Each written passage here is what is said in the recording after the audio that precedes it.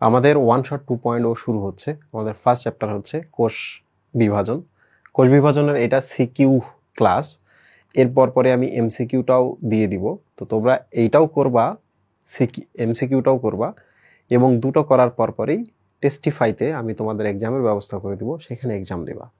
আশা করছি এইটা হলেই তোমাদের এইচএসসিটা কমপ্লিট হয়ে যাবে, মোটামুটি 100%-এর কাছাকাছি মার্ক উঠে যাবে।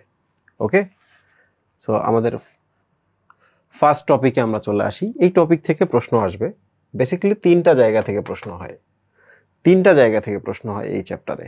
এক নাম্বার হচ্ছে এই জায়গাটা, দ্যাট ইজ কল কোষ চক্র।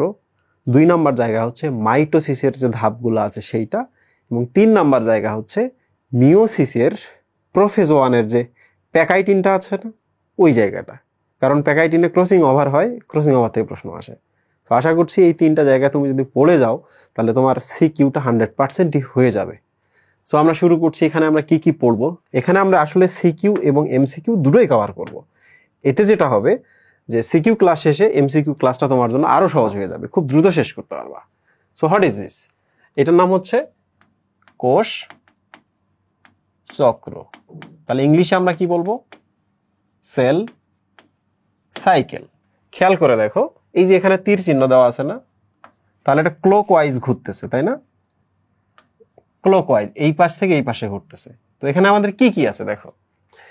একটা কোষ বিভাজনের পরে এই যে এই জায়গায় একটা কোষের জন্ম হয়, এই জায়গায় একটা কোষ জন্ম নেয়। ওকে, কোষটা জন্ম নেয়, নেওয়ার পর ভবিষ্যতে যদি সে কখনো বিভাজন করতে চায় তাকে দেখো প্রস্তুতি নিতে হয়। এই যে এটা হচ্ছে প্রস্তুতি, রাইট? প্রস্তুতি শেষ হয়ে গেলে ওই কোষটা আবার এখানে কোষ বিভাজন করে নতুন কোষের জন্ম দেয়। তাহলে বলো তো হোয়াট ইজ কোষ চক্র? এইটা হলো প্রথম প্রশ্ন। হোয়াট ইজ কোষ চক্র? কোষ চক্র মানে হলো কোষের জন্ম, কোষের প্রস্তুতি, এবং ওই কোষটার এখানে এসে আবার বিভাজন। এই 3টা মিলাই আমরা বলি কোষ চক্র। তাহলে আমাদের একটা সিকিউ কিন্তু ডান। হোয়াট ইজ কোষ চক্র? এটি কোষের জন্ম, তার প্রস্তুতি এবং কোষ বিভাজন মিলে বলা হয় কোষ চক্র। ডান। আচ্ছা, এবার চলে আসি আমরা এখানে যে তোমরা জিনিসগুলো দেখতেছো, এই কোষ চক্রের মধ্যে এই যে এই জায়গাটার নাম কি বলতো? এই জায়গাটার নাম কি? প্রস্তুতি পর্যায় না? প্রস্তুতি পর্যায় কি না? ইয়েস, এটা আরেকটা নাম কি? ইন্টারফেজ। ওকে, তাহলে পরের প্রশ্নটা হচ্ছে ইন্টারফেস কি জিনিস? ব্যাপারটা খুবই সহজ জিনিস। সেটা হলো দেখো তো, এটা একটা কোষ বিভাজন, কোষের প্রস্তুতি, আবার কোষ বিভাজন, তাই না? একটা চক্রাকারে ঘটনাটা ঘটতেছে না? তাহলে তোমরা বলবা 2টি কোষ বিভাজনের মধ্যবর্তী সময়কে বলা হয় প্রস্তুতি পর্যায় বা ইন্টারফেজ। ইন্টার মানে মাঝখানে। আবার বলো তো, 2টি পরপর 2টি কোষ বিভাজনের মধ্যবর্তী সময়কে বলা হয় কোষ বিভাজন। ঠিক আছে? সো কোষ বিভাজন, এই যে দেখো প্রস্তুতি, আবার কোষ বিভাজন। তাহলে 2 কোষ বিভাজনের মাঝখানে কি? এই প্রস্তুতির সময়টা, রাইট? আচ্ছা, এবার একটা কথা হচ্ছে, ওই কোষটা যখন প্রিপারেশন নেয় না কোষ বিভাজনের জন্য, তখন তার নিউক্লিয়াসের মধ্যে অনেক ঘটনা ঘটে, অনেক বিক্রিয়া ঘটে। তাহলে বলো তো বিপাকীয় নিউক্লিয়াস কি? এই প্রশ্নটা যদি আসে কি বলবা? হোয়াট ইজ বিপাকীয় নিউক্লিয়াস? হোয়াট ইজ বিপাকীয় নিউক্লিয়াস? তোমরা বলবা যে এই সময়টাতে কোষের নিউক্লিয়াসে অনেক ধরনের বিক্রিয়া হয়, এজন্য এই সময়ে নিউক্লিয়াসটাকে বলা হয় বিপাকীয় নিউক্লিয়াস। বিপাক মানে হচ্ছে বিক্রিয়া। ঠিক আছে? তাহলে কি বলতো, এই ইন্টারফেজ বা প্রস্তুতি পর্যায়ের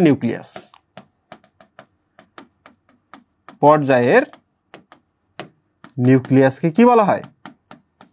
বিপাকীয় নিউক্লিয়াস। ঠিক আছে? বিপাকীয় নিউক্লিয়াস। ডান। তাহলে এখান থেকে আমাদের ক এর জন্য যতগুলো প্রশ্ন আসতে পারে আমরা সবগুলোই কভার করে ফেললাম।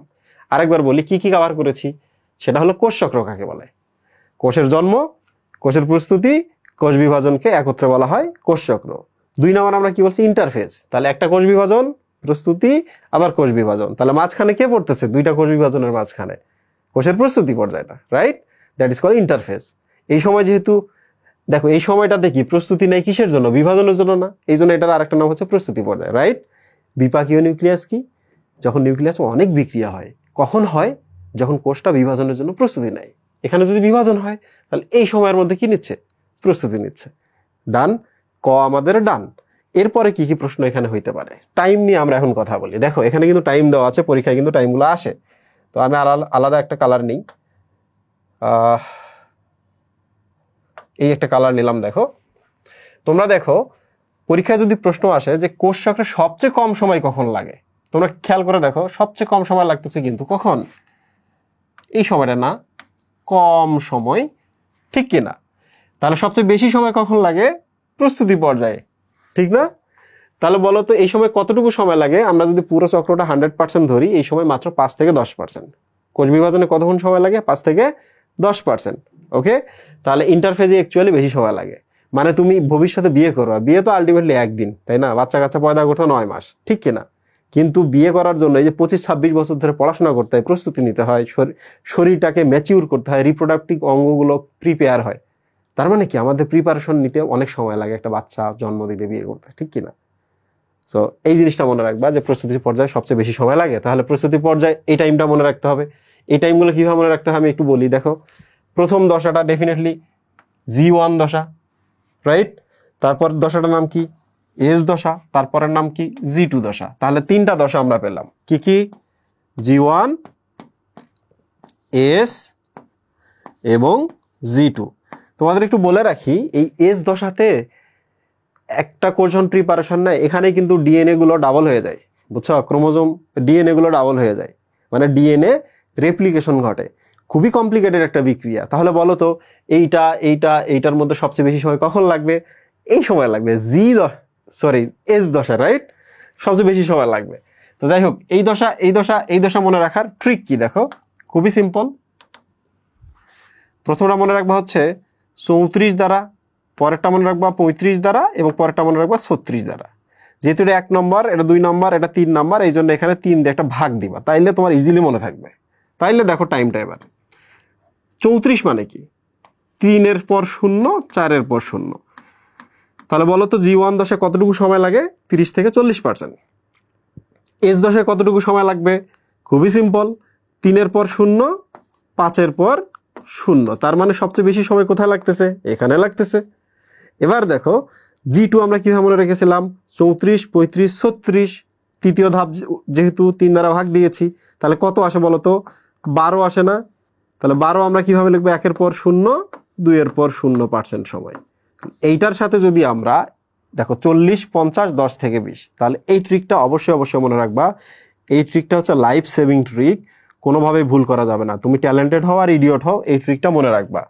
ওকে, তো সবচেয়ে বেশি সময় কোথায় লাগলো? এস দশায়। কেন এস দশায় সবচেয়ে বেশি সময় লাগে? খুবই সিম্পল, এস দশায় ডিএনএ গুলো ডাবল হয়, ডিএনএ রেপ্লিকেশন হয়, বাংলায় বলে ডিএনএ অনুলিপন হয়। ওকে, আচ্ছা, সো আমরা টাইম নিয়ে শেষ করলাম। এবার আমাদের যেটা পড়তে হবে সেটা হচ্ছে এই দশাটার গুরুত্ব কি। তাহলে এই দশায় কি ঘটে ওইটা মনে রাখলে কিন্তু আমাদের গুরুত্বটা মনে থাকে। তাহলে আমি এক কাজ করি, কাজগুলো মনে রাখার জন্য দেখো G1 লিখলাম, এখানে আমি এস লিখলাম, এখানে আমি G2 লিখলাম। তাহলে আমরা এই তিনটা সময়ে কি কি ঘটনা ঘটে ওগুলো যদি মনে রাখতে পারি, তাহলে আমাদের এই ইন্টারফেজের গুরুত্বটা মনে থাকবে। পরীক্ষায় কিন্তু এই জায়গা থেকে যদি প্রশ্ন আসে, ঘ নাম্বারে কিন্তু এই প্রশ্নটা আসবে, বুঝছো? ঘ নাম্বারে এই প্রশ্নটা আসবে। কি সেটা দেখো, প্রথমে আমরা দেখি যেটা আমরা ইজিলি পারবো, দ্রুত পারবো, সেইটা করবো। ঠিক আছে, এস দশা। এস মানে সিনথেসিস, এস মানে সিনথেসিস। সিনথেসিস শব্দটা তো তৈরি হওয়া, দুইটা জিনিস একসাথে হয়ে কিছু একটা তৈরি হওয়া, রাইট? তো যাই হোক না কেন, এখানে বেশি বিক্রিয়া হয়। সিনথেসিস অ্যাকচুয়ালি হয় কি জানো? ডিএনএ গুলা ডাবল হয়ে যায়। কি হয়ে যায় বলো তো?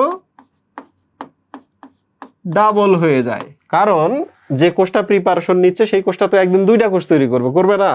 তো 2টা কোষে তো সমান সমান ডিএনএ যদি পাঠানো লাগে, তাহলে এখানেই তলে তলে কি ডাবল করে রাখতে হবে না ডিএনএ গুলাকে? তাহলে বলো তো পরীক্ষায় প্রশ্ন আসবে এস দশায় কি ঘটে? এস দশা যেহেতু সিনথেসিস দশা, এখানে ডিএনএ সিনথেসিস হয়, ডিএনএ ডাবল হয়। তাহলে আমি বাংলায় যদি বলি ডিএনএ দ্বিগুণ হয় কোথায়, উত্তর কি? এই দশা। আবার যদি আমি আরো একটু কঠিন করে সাহিত্যের ভাষায় বলি, ডিএনএ দ্বিত্বন হয় কোন দশা? দ্বিত্বন মানে দ্বিত্ব বা 2, রাইট?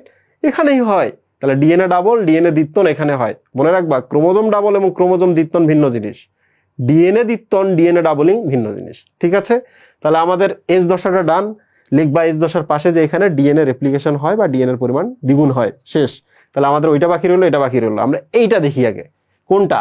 এই যে প্রথম প্রিপারেশন, এই জায়গাটা। তোমরাই বলো তো, একটা কোষ জন্ম নিয়েছে, এই কোষটা একদিন গিয়ে নতুন করে কোষ বিভাজন করবে, তাহলে এই সময় সে কি কি ডিসিশন নেবে?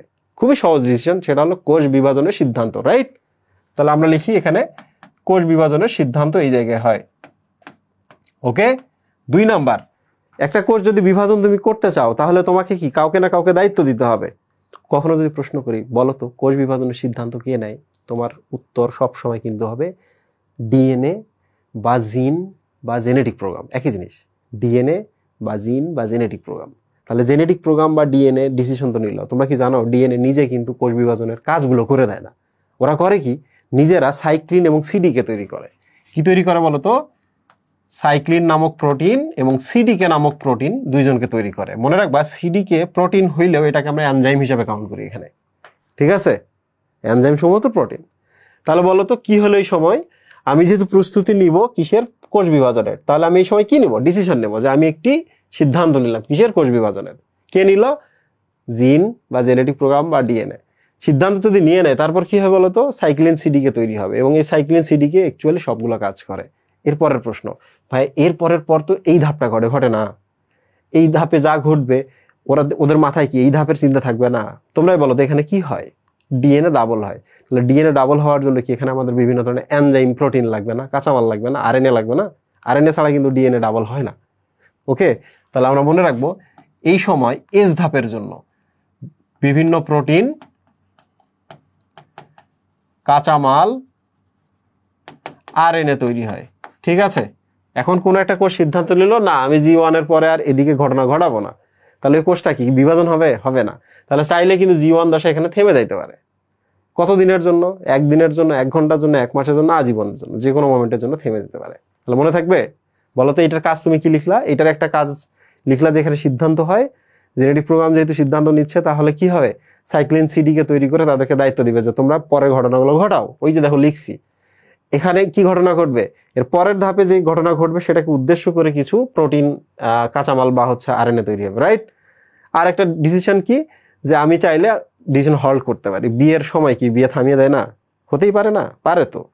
আচ্ছা, এই দশায় কি একটাই কাজ, এস দশা সিনথেসিস হয়। কি সিনথেসিস হয়? দেখো ডিএনএ থেকে 2টা ডিএনএ বা দ্বিগুণ ডিএনএ তৈরি হয়, আমরা তো বলছি এটা।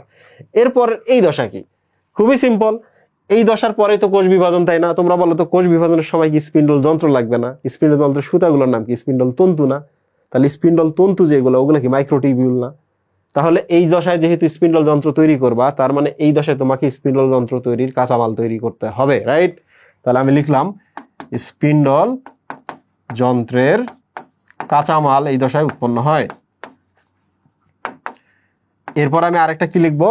তোমরাই বলো তো, এই দশা থেকে যখন এই দশায় যায়, কোষ বিভাজনে যায়, এই সময় কি ক্রোমোজোমগুলো এই মাথা থেকে ওই মাথা টানাটানি করতে হয় না? টানাটানির জন্য এটিপি দরকার না? শক্তির দরকার না? তাহলে সমস্ত শক্তি এখানে তৈরি হয়, সমস্ত এটিপি এখানে তৈরি হয়। কারণ একবার কোষ বিভাজনে প্রবেশ করলে অত টাইম আর নাই, বিভাজন নিয়ে ব্যস্ত, আর অল্প একটু সময়ের মধ্যে ঘটনাটা ঘটে। এটিপি কখন তৈরি করবা আর কোষ বিভাজন কখন করবা, এই জন্য এটিপি গুলো সব এখানেই তৈরি হয়। তাহলে আরেকবার বলো, আমরা কি কি লিখলাম এখানে? এক, ওই দশায় যেহেতু স্পিন্ডল যন্ত্র তৈরি হবে, আমরা এখানে তৈরি করে নিচ্ছি।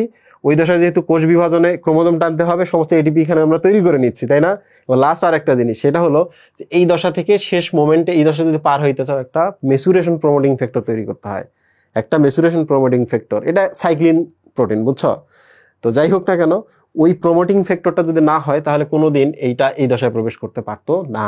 তোমরা কি জানো, একটা মানুষ যখন হসপিটালে আসে বাচ্চা ডেলিভারির জন্য, আমরা মনে করি যে বাচ্চাটা যদি পৃথিবীতে এখন আসে, তার ফুসফুস হয়তো বা একটু সমস্যায় বোধ ফেস করতে পারে। এই জন্য আমরা কি করি, মাকে একটা ইনজেকশন দেই যেন বাচ্চার ওই ফুসফুসটা দ্রুত ম্যাচিউর হয়ে যায়, বুঝছো? সেম ব্যাপার, যে পৃথিবীতে আসার আগে বা কোষ বিভাজন শুরু করার আগে আমরা এখানে একটা ফ্যাক্টর তৈরি করে নিব। কি সেটা? ম্যাচুরেশন প্রমোটিং ফ্যাক্টর বা এমপিএফ। আশা করছি এই 3টা জিনিস তুমি খুব ভালো করে লিখবা। এমসিকিউর জন্য স্পেশালি কোথায় ফোকাস করবা? এমসিকিউর জন্য প্রশ্ন আসবে এখান থেকে। এই ধাপ আর এই ধাপের মধ্যে সেকেন্ড প্রায়োরিটিতে কোনটা রাখবা? এইটা, ঠিক আছে? এবং সবার শেষের প্রায়োরিটি হলো এইটা। আশা করছি তোমরা বুঝতে পেরেছো। এখানে কিন্তু আর কিছু নেই, এখানে আর কিছু নেই। সো আমরা কোষচক্র থেকে কয়ের জন্য প্রিপারেশন নিয়েছি, এখানে সবগুলো ক্ষয়ের জন্য প্রিপারেশন নিয়েছি। গয়ের জন্য চিত্রচিত্র আসতে পারে, ঘয়ের জন্য কি আসতে পারে, গুরুত্ব। হোয়াট ইজ গুরুত্ব? গুরুত্ব হলো এগুলাই, যে এইটা না থাকলে সিদ্ধান্ত নিতে পারতো না, এইটা না থাকলে ডিএনএ রেপ্লিকেশন হতো না, এইটা না থাকলে কোষ বিভাজনের এটিপি তৈরি হতো না, এইটা না থাকলে আমরা স্পিন্ডলদের কাঁচামাল তৈরি করতে পারতাম না। তার মানে এইটা ছাড়া কোনোদিন মাইটোসিস পসিবল হতো না। মনে থাকবে। দেখো কোষ বিভাজনের কিন্তু 3টা জায়গা থেকে প্রশ্ন আসে, একটা জায়গায় আমি তোমাকে কভার করে দিয়েছি, একদম চিন্তা করতে হবে না, আমি বেসিক থেকে পড়াচ্ছি, মাথায় থাকবে। ডান। এবার চলে আসি, এই যে এখানে আমরা দেখলাম না কোষ বিভাজন পর্যায় আর এই পর্যায়, এইটা আর ওইটার মধ্যে পার্থক্য কি, পার্থক্যটা কিন্তু পড়তে হবে। দেখো তোমাদের আমি প্রথমেই বলি, বলো তো সবচেয়ে বেশি সময় কোথায় লাগে? এখানে লাগে। সবচেয়ে কম সময় লাগে কোথায়? এখানে লাগে, ঠিক না? কোষ বিভাজনে লাগে। আবার বলো তো এই সময় কি আমরা বিভিন্ন জিনিস তৈরি করি না? বিভিন্ন জিনিস বা সাংগঠনিক যে পদার্থগুলো আছে, যেমন এটিপি, স্পিন্ডল যন্ত্র, ডিএনএ ডাবল করলাম, এগুলো সবগুলোকে আমরা কি বলি জানো? সংগঠন। সবাই মিলে একসাথে সংগঠন, একা সংগঠন হয় না, সবাই মিলে সংগঠন। বলো এই সময়ে বেশি সময় লাগে। 2 নম্বর হচ্ছে এই সময় বিভিন্ন সংগঠনের সংখ্যা বাড়ে, বৃদ্ধি পায়, ঠিক কিনা? ঠিক কিনা? আর ওই জিনিসগুলো কি বলতো এই সময় কি বিস্তার হয় না চারপাশে, এই দিকে যায় ওই দিকে যায়, হয় কিনা? তাহলে মনে রাখবো সংগঠনের সংখ্যা বৃদ্ধি এখানে হয় আর বিস্তারটা এখানে হয়। ঠিক আছে, আশা করছি তোমরা এই পর্যন্ত বুঝতে পারছো। এখন তোমরা দেখো তো পার্থক্যটা বোঝো কিনা। দেখো ইন্টারফেজ মানে এই সময়টা প্রস্তুতি পর্যায় না, আর এই সময়টা কি বিভাজন পর্যায় না? এই সময়ে কি বেশি সময় লাগে না? এই সময়টাতে কি কম সময় লাগে না? এই সময় কি বিভিন্ন জিনিসপত্র সংখ্যা বৃদ্ধি পাচ্ছে কিনা? ডিএনএ ডাবল হচ্ছে, এটিপি তৈরি হচ্ছে, সংখ্যা এবং বৃদ্ধি হচ্ছে। আর এই সময়টাতে কি হচ্ছে?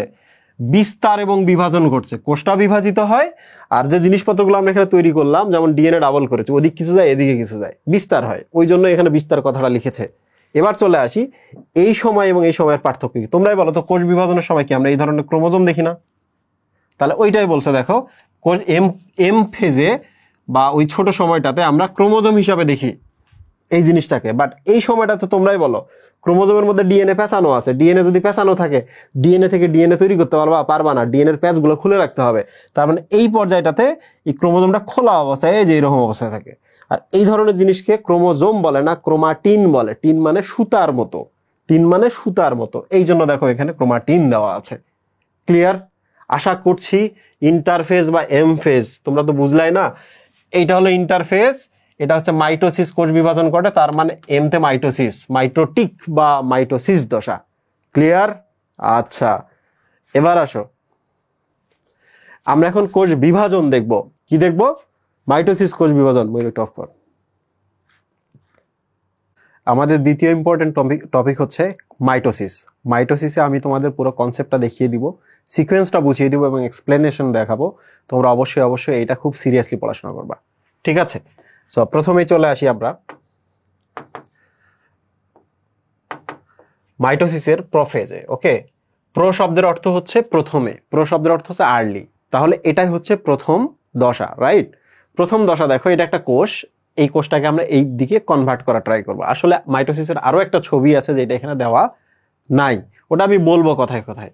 তো প্রথমে যে জিনিসটা দেখো তো, এইটা একটা ইন্টারফেজের একটা অবস্থায় দশায় আছে। তোমরা কি খেয়াল করছো যে ইন্টারফেজ অবস্থায় নিউক্লিয়াসটা আকারে মোটামুটি ছোট অবস্থায় আছে, কিন্তু যখনই কোষ বিভাজন শুরু হয় নিউক্লিয়াসের আকারটা দেখছো বড় হয়ে গেছে তুলনামূলক। এখানে বোঝা যাচ্ছে না, বাট খেলা যেহেতু ভেতরেই ঘটাইতে হবে, তাই না? ক্রোমোজোমের ভেতরে, তাহলে মাঠ তো বড় করতেই হবে। তো আমাদের প্রথম কাজই কি? প্রোফেজের প্রথম কাজ কি? নিউক্লিয়াস আকারে বড় হয়, এইটা হচ্ছে আমাদের ফার্স্ট কথা লিখতে হবে। 2 নম্বরটা দেখো, এখানে দেখো সুতার মতো আছে, তার মানে ক্রোমাটিন। এই পাশে দেখো সুতাগুলো খাটো হয়ে গেছে, ক্রোমোজোমের দিকে কনভার্ট হচ্ছে, তাই না? তাহলে সুতা থেকে বা ক্রোমাটিন থেকে ক্রোমোজোমে কনভার্ট করতে তুমি যদি চাও, তাহলে তোমাকে যে কাজটা করতে হবে সেটা হলো ক্রোমোজোমের ভেতরে পানিগুলো বের করে দিতে হবে। তাহলে পরেরটা কি বলতো? ক্রোমাটিনের পানি বিয়োজন লিখতে হবে। কি লিখতে হবে? পানি বিয়োজন ঘটে। তাহলে বলতো ক্রোমাটিনের যদি পানি বিয়োজন ঘটে, তাহলে ধরা যাক এটা একটা সুতা, এটা একটা সুতা, যখনই পানি বিয়োজন ঘটবে সুতাটা এরকম পেঁচিয়ে যাবে। কি হবে বলতো? পেঁচিয়ে যাবে। তাহলে লেখো ক্রোমাটিন পেঁচিয়ে যায়, ক্রোমাটিন পেঁচিয়ে যায়, তাই না? পেঁচিয়ে যায়। 4 নম্বর কি বলতো? এখানেই উত্তরটা আছে। আগে দেখো পেঁচানো অবস্থায় ছিল না, আকারে বড় ছিল, এখন সেটা দেখো ছোট হয়ে গেছে, তাই না? শুধু ছোটই যে হয়েছে তা না, কিন্তু একটু মোটা হয়ে গেছে। এটা সরু না, লম্বা। তাহলে এটা লম্বা এবং সরু, এটা খাটো এবং মোটা। তাহলে লেখো, আগে ছিল ক্রোমাটিন, যে এই অবস্থা হইলো ক্রোমোজোম হইলো। তাহলে ক্রোমোজোম খাটো এবং মোটা হয়, ক্রোমোজোম খাটো প্লাস মোটা হয়, তাই না? এখন বলো তো, যদি এরকম একটা অবস্থা হয়, এবার তুমি যদি এর উপর রং দাও, এর উপর তুমি যদি রং ঢালো, তাহলে সব রং কি সে আটকাইতে পারবে? একটা সুতার উপর রং ঢাললে রং আটকে না, খুবই কম রং আটকে। বাট যখন সেটা এরকম পেঁচিয়ে যায়, তুমি উপরে যে রং ঢালো, তাহলে কি হবে? সব জায়গায় রং আটকাবে না? রং আটকাবে। তাহলে দেখছো, এটা যখন পেঁচিয়ে গেল, খাটো এবং মোটা হলো, এবার সে রং ধারণ ক্ষমতা প্রাপ্ত হইল, রং আটকানোর ক্ষমতা প্রাপ্ত হইল। ওইটাই লিখতে হবে যে রং ধারণ ক্ষমতা প্রাপ্ত হয়। ঠিক আছে? এখন প্রশ্ন হলো, ভাইয়া রং ধারণ ক্ষমতা বলতে কি বোঝায়? কিছুই না, আমরা যখন ক্রোমোজোমগুলো দেখতে চাই তখন রঙিন করি, তখন এরা রং নেয় না, এরা রং নেয়। ওইটাই বলেছে যে এরা এখন রং ধারণ ক্ষমতা প্রাপ্ত হয়েছে। তোমরাই বলো তো, যখন সে রং নিবে, মাইক্রোস্কোপের নিচে আমরা দেখতে পাবো না, চোখে দিয়ে দৃষ্টিগোচর হবে না? ওইটাই লিখতে হবে যে এবার দৃষ্টিগোচর হয়, দৃষ্টিগোচর হয়। আচ্ছা, এরপরে ইম্পর্টেন্ট যে জিনিসটা, কি ইম্পর্টেন্ট জিনিস? সেটা হলো এর যে মেমব্রেনটা আছে, মেমব্রেনটা কি ফাটাই দিতে হবে না? মেমব্রেনটা যদি না ফাটাও, তাহলে ক্রোমোজোমগুলো উন্মুক্ত হইতে পারবে না। আর যদি ফাটাই যদি না দেই, তাই ক্রোমোজোম এদিকে অর্ধেক এদিকে অর্ধেক যাইতে পারবে না। তাহলে যেটা করতে হবে, নিউক্লিয়ার মেমব্রেনটাকে বিলুপ্ত ঘোষণা করতে হবে। একবারে তো বিলুপ্ত করতে পারবে না, আস্তে আস্তে বিলুপ্ত হয়। কিভাবে বিলুপ্ত হয় জানো? এই যে এখানে স্পিন্ডল তন্তু তৈরি হওয়া শুরু হবে, গোছানো শুরু হবে, এদিকে স্পিন্ডল তন্তু তৈরি হওয়া শুরু হবে, একসাথে গোছানো হবে, মানে যন্ত্রের দিকে আগাবে। তো তখন এগুলোর বাড়ি খেয়ে এই নিউক্লিয়ার মেমব্রেনটা তখন ফেটে যাওয়া শুরু হয়। শুধু এইটাই না, সাইক্লিন সিডিকের নাম শুনছো না? ওরাও কিন্তু মেমব্রেনটা ফাটিয়ে দিতে হেল্প করে। ঠিক আছে? তাহলে একটা জিনিস মনে রাখবা, এরপরে যে লাইনটা লিখবো সেটা হলো স্পিন্ডল যন্ত্র তৈরি শুরু, স্পিন্ডল যন্ত্র তৈরি সূচনা। দেখো, এখন আমরা সূচনা দিব, পরের ধাপে গিয়ে আমরা বলবো ডান হয়ে গেছে, কমপ্লিট হয়ে গেছে। আর এরা যদি তৈরি শুরু হয়, তাহলে কি হবে বলো তো? নিউক্লিয়ার মেমব্রেনটা বিলুপ্ত হবে না? বিলুপ্ত হওয়া শুরু হবে। তাহলে নিউক্লিয়ার মেমব্রেন বিলুপ্তির শুরু, রাইট? ওকে। আরেকটা জিনিস বিলুপ্ত হবে, কি জানো? তোমরাই বলো তো, আমি যদি কিছু ক্রোমোজোম বলি, তোমরা এই যে ক্রোমাটিন গুলো একটা জায়গায় সবাই গিয়ে মাথা যুক্ত করতেছে, দেখছো এই যে এই জায়গায়। তো যখন এই জিনিসগুলা নিজেরা খাটো মোটা হবে, সরে সরে যাবে না সবাই একদিকে?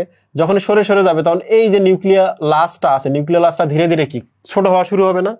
মানে বিলুপ্ত হওয়া শুরু হচ্ছে। ওইটা লিখতে হবে, নিউক্লিওলাসের বিলুপ্তির শুরু। মনে রাখবা, এখানে তিনটা হিন্টস দেওয়া আছে। একটা হলো স্পিন্ডল যন্ত্র তৈরির শুরু, নিউক্লিয়ার মেমব্রেন বিলুপ্তির শুরু, নিউক্লিওলাসের বিলুপ্তির শুরু। সব শুরু হয় এখানে। তাহলে শেষ কখন হয়? এরপরের যে ধাপ আছে, নাম কি? প্রোমেটাফেজ। ওখানে গিয়ে কিন্তু কমপ্লিট হয়ে যায়। এটা মাথায় রাখতে হবে। এবং আর একটা জিনিস শুধু আছে, 10 নম্বর। What is that? খুবই সিম্পল। এই যে দেখো, মাঝখানে সেন্টোমিয়ার, দুই দিকে দুইটা করে সুতা গেছে না? তার মানে কি হয়েছে জানো? এই ক্রোমোজোমটা এর পরের বার এসে সেন্টোমিয়ার এই যে দিক গেছে, এদিকে গেছে, এদিকে গেছে, এদিকে গেছে। মানে কি? মানে হচ্ছে সেন্টোমিয়ারটা কি ভাগ হয়েছে? হয় না। এখানেও সেন্টোমিয়ার ছিল, এখানেও সেন্টোমিয়ার আছে। তাহলে বাহুগুলো দেখো, এই পাশে আর এই পাশে ভাগ হয়েছে, হয়ে এদিক দুইটা হইলো, নিচের দিকে দুইটা হইলো। তাহলে আমরা লিখবো যে ক্রোমোজোমের এই বাহুগুলো বিভক্ত হয়। কোন বরাবর বিভক্ত হয় বলতো? প্রস্থ বরাবর বিভক্ত হয় নাকি দৈর্ঘ্য বরাবর বিভক্ত হইলো? এই যে দেখো, দৈর্ঘ্য বরাবর বিভক্ত হইলো না? এই পাশে হইলো কিনা? তাহলে আমরা লিখবো ক্রোমোজোমের বাহুর অনুদৈর্ঘ্য বিভক্তি, অনুদৈর্ঘ্য বিভক্তি ঘটে। ডান? ক্লিয়ার? তো আমরা কিন্তু এটা কমপ্লিট করেছি। দেখো তো ওই জিনিসগুলো আমরা এখানে পাই কিনা। এইটাতেই সবচেয়ে বেশি ঘটনা ঘটে, বাকিগুলো খুব সহজ। এই জন্য দেখো শুরুতেই বলছো সবচেয়ে দীর্ঘস্থায়ী পর্যায় কোনটা? এইটাই, কারণ কতগুলো ঘটনা ঘটছে। এমসিকিউ পারবা না। মাইটোসিসের সবচেয়ে দীর্ঘস্থায়ী পর্যায় কোনটা? ঘটনা যেখানে বেশি, দীর্ঘস্থায়ী পর্যায় সেইটা। এই যে দেখো, নিউক্লিয়াস আকারে বড় হয়েছে। এই যে আমি দেখাইছিলাম না, নিউক্লিয়াস আকারে বড়, এক। তারপর কি হলো? ক্রোমোজোম গুলাতে ক্রোমাটিন গুলাতে জল বিয়োজন ঘটলো। এই যে দেখো, জল বিয়োজন। যখনই জল বিয়োজন ঘটে, এই জিনিসটা পেঁচিয়ে যায়। এই দেখো, কোথায় গেল? ক্রোমোজোমগুলো সংকুচিত হতে থাকে। প্যাচের কথা কোথায় যে লেখা আছে আমি জানি না, ভুলে গেছি, ডাজেন্ট ম্যাটার। পেঁচিয়ে যায়। এরপর কি হয়? ক্রমাগত খাটো এবং মোটা হয়, তাই না? এই যে দেখো রং ধারণ ক্ষমতা বৃদ্ধি পায় বা তৈরি হয়, এরপর কি হচ্ছে ক্রোমোজোমগুলো দৃষ্টিগোচর হয়। ওই যে দেখো ওখানে আমি লিখছি, এই যে রং ধারণ ক্ষমতা প্রাপ্ত হয়, দৃষ্টিগোচর হয়, এরপর দেখো কি হয়, এই যে বিলুপ্তিগুলো শুরু হয়, তাই না? নিউক্লিয়ার মেমব্রেন এবং নিউক্লিওলাসের বিলুপ্তির শুরু হয় কাদের দ্বারা? সাইক্লিন ডিপেন্ডেন্ট কাইনেজ, ওই যে সাইক্লিন সিডিকে দ্বারা, এবং কার দ্বারা? স্পিন্ডল জন্তুগুলোর আঘাতের কারণে, তাই না? আচ্ছা, মাইটোসিস কোষ বিভাজনের এখানে কি ঘটে? এই যে সেন্ট্রোমিয়ারটা বিভাজন হয় না, এই যে দেখো সেন্ট্রোমিয়ারটা এখানে আছে, বাহুগুলো শুধু অনুদৈর্ঘ্য বিভাজন হয়েছে। তো যখনই এই ক্রোমোজোমটার বাহুগুলোর বিভাজন হয় তখন আমরা এই দশাটাকে বলি ক্রোমাটিড দশা। কয়টা ক্রোমাটিড আছে জানো?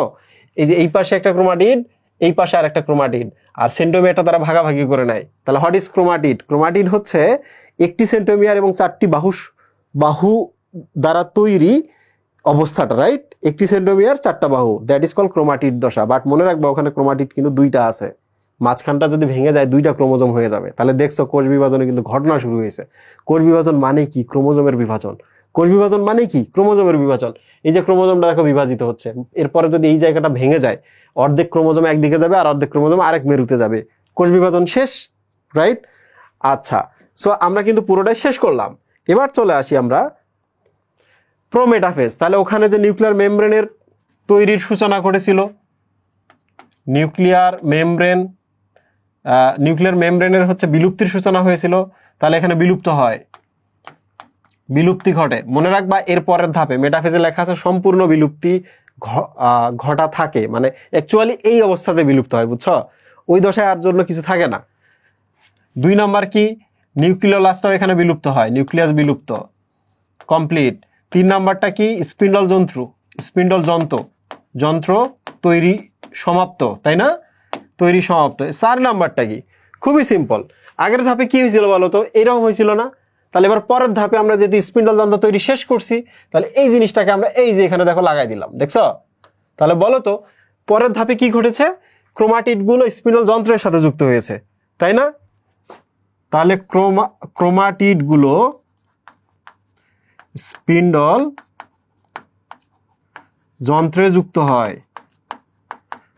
হয়। এখন তোমাদের একটু বলে রাখি স্পিন্ডল যন্ত্রে যুক্ত হয় কনসেপ্টটা কি রকম।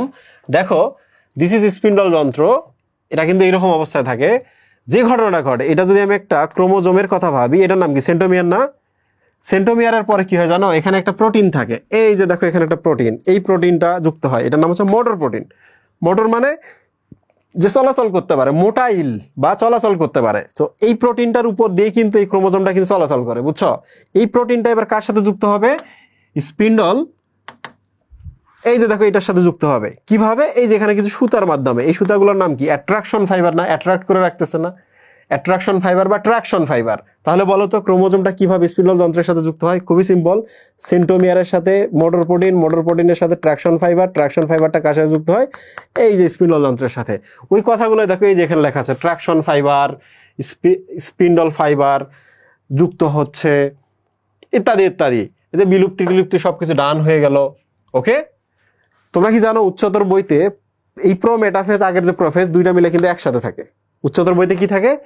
এই প্রোফেজ এবং প্রোমেটাফেজ কিন্তু একই জিনিস। মেটাফেজের সাথে কিন্তু এদের সম্পর্ক নাই, এর সাথে প্রোফেজের সম্পর্ক। কোনো কারণে একটা যদি প্রশ্ন আসে, ভালো করে মনে রাখো, কোনো কারণে যদি একটা প্রশ্ন এখান থেকে আসে কিন্তু অপশনে প্রোমেটাফেজ লেখা নাই, উত্তর কি হবে? মেটাফেজ না, উত্তর কি হবে? প্রোফেজ। কারণ এটা অ্যাকচুয়ালি প্রোফেজের একটা পার্ট, আলাদা করে এখানে দেখাইছে। আবার বলো তো, যদি আমি কখনো প্রশ্ন করি যে ট্রাকশন ফাইবার বা এখান থেকে যে কোনো প্রশ্ন করে যদি আমি অপশনের মধ্যে প্রোমেটাফেজটা তুলে দিই, উত্তর কি দিবা? পরীক্ষায় উত্তর কি দিবা? প্রোফেজ দিবা, ভুলেও মেটাফেজ দেখাবা না, ঠিক আছে? আচ্ছা, এখানে একটা কথা হচ্ছে, দেখো যখনই এরা এর সাথে যুক্ত হয় তখনই কি এরা চলাচল শুরু করবে না? ওই যে আমরা প্রস্তুতি পর্যায়ের মধ্যে এটিপি তৈরি করে রেখেছিলাম, চলাচল শুরু করবে না? প্রশ্ন হলো কেমনে চলাচল শুরু করে? খুবই সিম্পল, সুতাতে যখন যায় না, দেখো ভালো করে, যাচ্ছে আবার থামতেছে, থামতেছে, মনে হচ্ছে না যেন নেচে যাচ্ছে? হচ্ছে কিনা? This is call chromosomal dance. মনে রাখবা এখানেও ক্রোমোজোমাল ডান্স হয়, বইয়ে শুধু এখানেই বলা আছে। অ্যানাফেজে কি যায় না ক্রোমোজোম এক প্রান্ত থেকে মেরুর দিকে যায় কি না?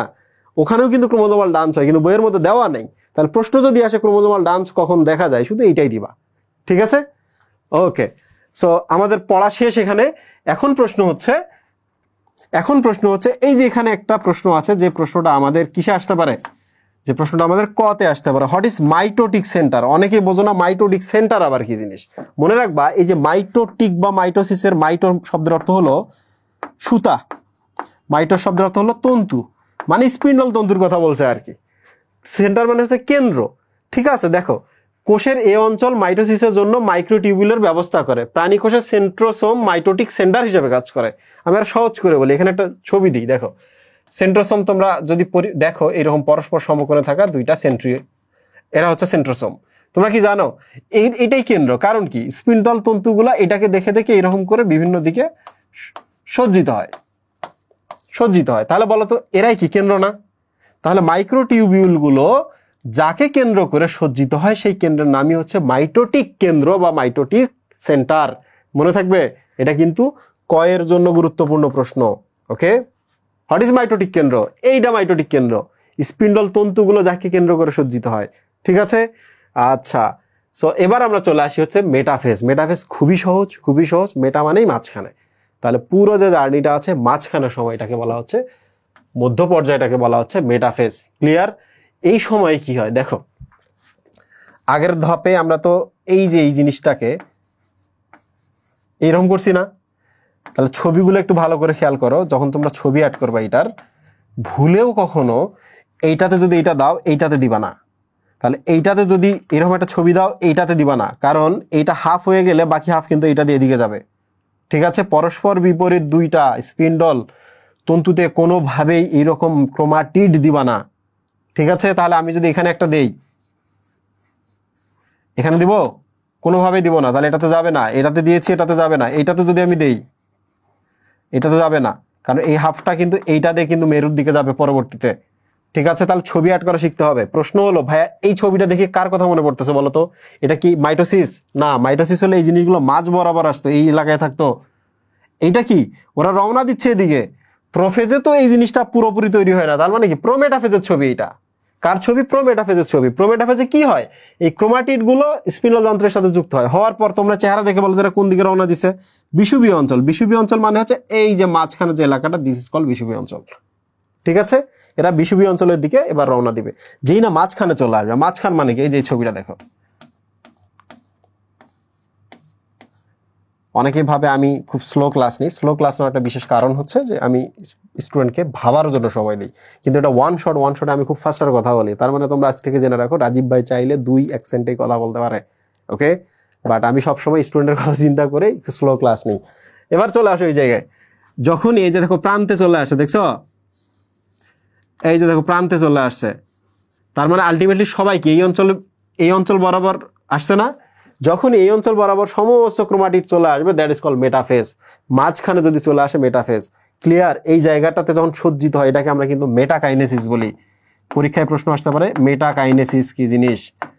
মেটাকাইনেসিস কি জিনিস? খুবই সিম্পল, মেটাফেজে, মেটা মানে মাঝখানে, তাহলে মেটাফেজে মেটা অঞ্চলে যখন ক্রোমোজোমগুলো বিন্যস্ত হয়, দ্যাট ইজ কল্ড মেটাকাইনেসিস। ক্লিয়ার? মেটা মানে মাঝখানে। তাহলে বলো মাঝখান মানে কি বিষুব নাকি মেরু বোঝাচ্ছে? বিষুবীয় অঞ্চল। তাহলে আরো সহজ করে বলি, মেটাফেজে যখন ক্রোমাটিড গুলো, নট ক্রোমোজোম, ক্রোমাটিড গুলো বিষুবীয় অঞ্চল বরাবর বিন্যস্ত হয় তখন তাকে আমরা মেটাকাইনেসিস বলি। এই মেটা মানে মাঝ বরাবর, এই মাঝ বরাবরের কথা বলেছে। ঠিক আছে, তাহলে মেটাকাইনেসিস টার্মটা কোন ফেজের? মেটাফেজের। ক্লিয়ার? আরেকটা জিনিস দেখো, সব এই জায়গায় যেহেতু আমরা ভাগ করবো ক্রোমোজোম গুলো, সবচেয়ে বেশি এখানে পেঁচিয়ে খাটো মোটা হয়ে একবার গুছিয়ে যাবে এখানে। ঠিক না? কারণ এখানে তো আমরা আলাদা করে অর্ধেক এদিক পাঠাবো, অর্ধেক এদিকে পাঠাবো, ঠিক কিনা? এই জন্য দেখো এখানে 3টা টার্ম আছে। দেখো বিষুবীয়ের কিন্তু আরো একটা দিছে, নিরক্ষীয় অঞ্চল, এটা মাথায় রাখবা। মেটাকাইনেসিসটা তো আমরা বুঝলাম, সবচেয়ে বেশি মোটা খাটো এবং স্পষ্ট দেখা যায় এখানে। ওকে, মানে ধরা যাক এইটা যদি ক্রোমোজোম হয় একটা, তাহলে এই জায়গায় এসে দেখো আরো পেছিয়ে দেখছো, আরো ঘন, আরো মোটা, আরো খাটো হয়েছে। কারণ তুমি যদি কোনো কিছু ভাগাভাগি করতে চাও মেটাফেজে এসে, তোমার নিয়মই থাকবে যে সমস্ত কিছু গুছিয়ে এক জায়গায় কেন্দ্রীভূত করো, তারপর ভাগ করো সমান করে, রাইট? তাহলে এই জিনিসটা মনে রাখবা, মেটাফেজে সবচেয়ে বেশি খাটো মোটা হয়, দ্যাট ইজ কল্ড কন্ডেনসেশন। একটু ভালো করে দেখো, ক্রোমোজোম সবচেয়ে বেশি খাটো মোটা হওয়া মানে কি? ঘন হওয়া। সবচেয়ে বেশি খাটো মোটা মানে কি? দেখো এরা পাতলা পাতলা ছিল, ঘন হয়েছে না? ঘন মানে কি? কন্ডেন্স। ঘন দুধকে আমরা কি? কন্ডেন্স মিল্ক বলি, রাইট? তাহলে পরীক্ষায় চলে আসে কন্ডেনসেশন আসতে পারে। কনডেনসেশন। এখানে তিনটা টার্ম আছে যেটা আর কোনো ধাপেই নাই, এই তিনটা ধাপ সবসময় মনে রাখতে হবে। সবচেয়ে বেশি খাটো সবচেয়ে বেশি মোটা হওয়াকে বলা কনডেনসেশন। তোমরাই বলো তো এই জিনিসটা কিভাবে এরকম খাটো এবং মোটা হইলো? খুবই সিম্পল, সেটা হলো সবচেয়ে বেশি পেঁচাইছে বলেই সবচেয়ে বেশি খাটো মোটা হয়েছে, রাইট? তাহলে সবচেয়ে বেশি পেঁচানো কি আমরা কি বলবো? কয়েলিং হওয়া, কয়েল হওয়া, ওইটাকে বলে সুপার কয়েলিং। কি বলে? Super coiling. তাহলে এই তিনটা জিনিস খুব ভালো করে মনে রাখবা, এই তিনটা জিনিস খুব ভালো করে মনে রাখবা যে মেটাফেজ বা মাঝখানের ফেজেই অ্যাকচুয়ালি তিনটা টার্ম আমাদের পড়তে হয়: মেটাকাইনেসিস, কনডেনসেশন, সুপার কয়েলিং। আমি আরেকবার বলি, দেখো, মেটাকাইনেসিস শব্দের অর্থ হচ্ছে মাঝ বরাবর সজ্জিত হওয়া। মেটা মানে মাঝে, বিষুবীয় অঞ্চল বা নিরক্ষীয় অঞ্চলে ক্রোমাটিডগুলো সজ্জিত হওয়া। কনডেনসেশন মানে ঘন হওয়া। ঘন মানে কি? সবচেয়ে যখন পেঁচিয়ে খাটো মোটা হয় ওইটাকে বলা হয় কনডেনসেশন। আর সবচেয়ে বেশি পেঁচাই বলে কনডেনসেশন হলো না, সবচেয়ে বেশি পেঁচানোটাকে আমরা কি বলবো? Super coiling. ক্লিয়ার? তার মানে এটা শেষ। তাহলে সবগুলো এখন এই অবস্থায় এসে রেডি। এখন প্রশ্ন হলো কি হবে? দেখো, এই পাশেরটা এসে এখানে যুক্ত হবে, এইটা এসে এর সেন্টোমিয়ারে যুক্ত হবে, এই যে এইটা এসে এর সেন্টোমিয়ারে যুক্ত হবে, এবং এই যে এইটা এসে এর সেন্টোমিয়ারে যুক্ত হবে। কারণ কি? এও টানবে, মাঝ বরাবর এখন ছেড়ে যাবে, রাইট? তারপরের ধাপ, যদিও এখানে বলা হয়েছে যে এখানে অ্যাকচুয়ালি সেন্টোমিয়ারের বিভাজন ঘটে, আংশিক বা বিভাজনের কথা বলেছে, এই জিনিসটা মাথায় রাখবা। অ্যাকচুয়ালি এটা অ্যানাফেজে ঘটে। অ্যানাফেজেই সেন্টোমিয়ারটা বিভক্ত হয়, অ্যানাফেজেই ক্রোমোজোমের পরিমাণ দ্বিগুণ হয়ে যায়, অ্যানাফেজেই হয়। এটা হলো সহি কথা। বাট বইয়ে যেহেতু বলা আছে যে মেটাফেজ পর্যায়ের শেষ ভাগে সেন্টোমিয়ারের সম্পূর্ণ বিভক্ত হয়ে দুটি সেন্টোমিয়ার সৃষ্টি হয়, তাহলে বলো তো এখানেই যদি দুই ভাগে ভাগ হয়ে যায় তাহলে এখানে কি ক্রোমোজোম দ্বিগুণ হইল না? ভাগ হয়ে মাঝখানে ক্রোমোজোম দ্বিগুণ, কিন্তু পরের ধাপে গিয়ে বলছে ওখানে ক্রোমোজোম দ্বিগুণ। এটা কি ধরনের কথা? এটা কি ধরনের কথা, রাইট? অ্যাকচুয়ালি এখানে না, মেটাফেজে অ্যাকচুয়ালি মাঝ বরাবর সজ্জিত হলো, ঘটনা শেষ। অ্যানাফেজ মানে কি? বিপরীত মুখে যাওয়া না? তোমরাই বলো তো এই দুইটা যদি এদিকে বিপরীতে যায়, এই দুইটা যদি এদিকে বিপরীতে যায়, তাহলে মাঝখান বরাবর কি সেন্টোমিয়ারে বিভক্তি হবে এবং দ্বিগুণ হবে না? তাহলে বিপরীতে যাইতেই গিয়েই তো দ্বিগুণ হইলো, তার মানে বিপরীতে যাওয়া মানে কি? Anaphase, right? তো যাই হোক, বইয়ে যেহেতু লেখা আছে যে এখানেই সেন্টোমিয়ারে বিভক্তি ঘটে, দুইটা সেন্টোমিয়ার তৈরি হয়, পরের ধাপে গিয়ে ক্রোমোজোম দ্বিগুণ হয়, এটা পড়বা, ঠিক আছে? এবার চলে আসি আমরা অ্যানাফেজের ক্ষেত্রে। তোমরাই বলো তো, আগে ছবিটা এরকম ছিল না, এদিকে একটা আসলো, এই যে এরকম ছিল, এদিকে একটা মেটাফেজে গিয়ে যুক্ত হইলো, তাহলে পরের ধাপে কি হলো? দেখো, মাঝ বরাবরটা বিভক্ত হইলো, তাহলে অর্ধেক এই দিকে আর অর্ধেকটা কোন দিকে? এই দিকে, রাইট? তাহলে বলো তো এখন কি ক্রোমাটিড আছে এরকম, নাকি ক্রোমোজোম অবস্থায় চলে গেল? ক্রোমোজোম অবস্থায় চলে গেল। তার মানে দেখো, অ্যানাফেজ মানে হচ্ছে গতি পর্যায়, যখন ক্রোমোজোমগুলো মেরুর দিকে রওনা দেওয়া শুরু করে। মেরুর দিকে রওনা দেওয়ার সময় মনে রাখবা সবসময় সেন্টোমিয়ারটা আগে যায়। এই যে দেখো, এদিকে যদি যাইতে চাই এই দিকে, তাহলে সেন্টোমিয়ারটা আগে থাকবে এবং তার বাহুগুলো পেছনে থাকবে। ডিরেকশন দেখে কিন্তু বুঝবা, ঠিক আছে? যদি এদিকে যাইতে চাই, কোনোভাবেই এইরকম হবে না, চেহারা দেখে বোঝা যাচ্ছে এটা এইদিকে যাচ্ছে, রাইট?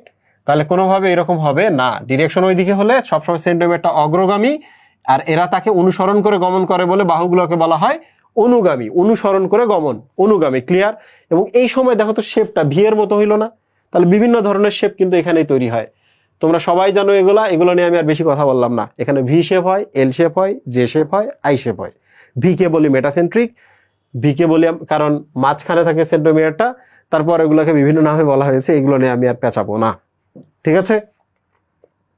টেলোফেজ, টেলোফেজ কি কমপ্লিটলি উল্টা। যখন ক্রোমোজোমগুলো ওই মেরুতে, ক্রোমোজোমগুলো এই মেরুতে যায়, তাহলে কি স্পিন্ডল যন্ত্রটা বিলুপ্ত হওয়া শুরু করবে, নিউক্লিয়ার মেমব্রেন তৈরি হওয়া শুরু হবে, ক্রোমোজোমগুলোতে জল যোগ হবে, এবার প্যাচগুলো যাবে খুলে, এবার লম্বা হবে আর সরু হবে, আর কি হবে? রং ধারণ ক্ষমতা যেটা ছিল সেটা কমে যাবে বা হারিয়ে ফেলবে, ঠিক না?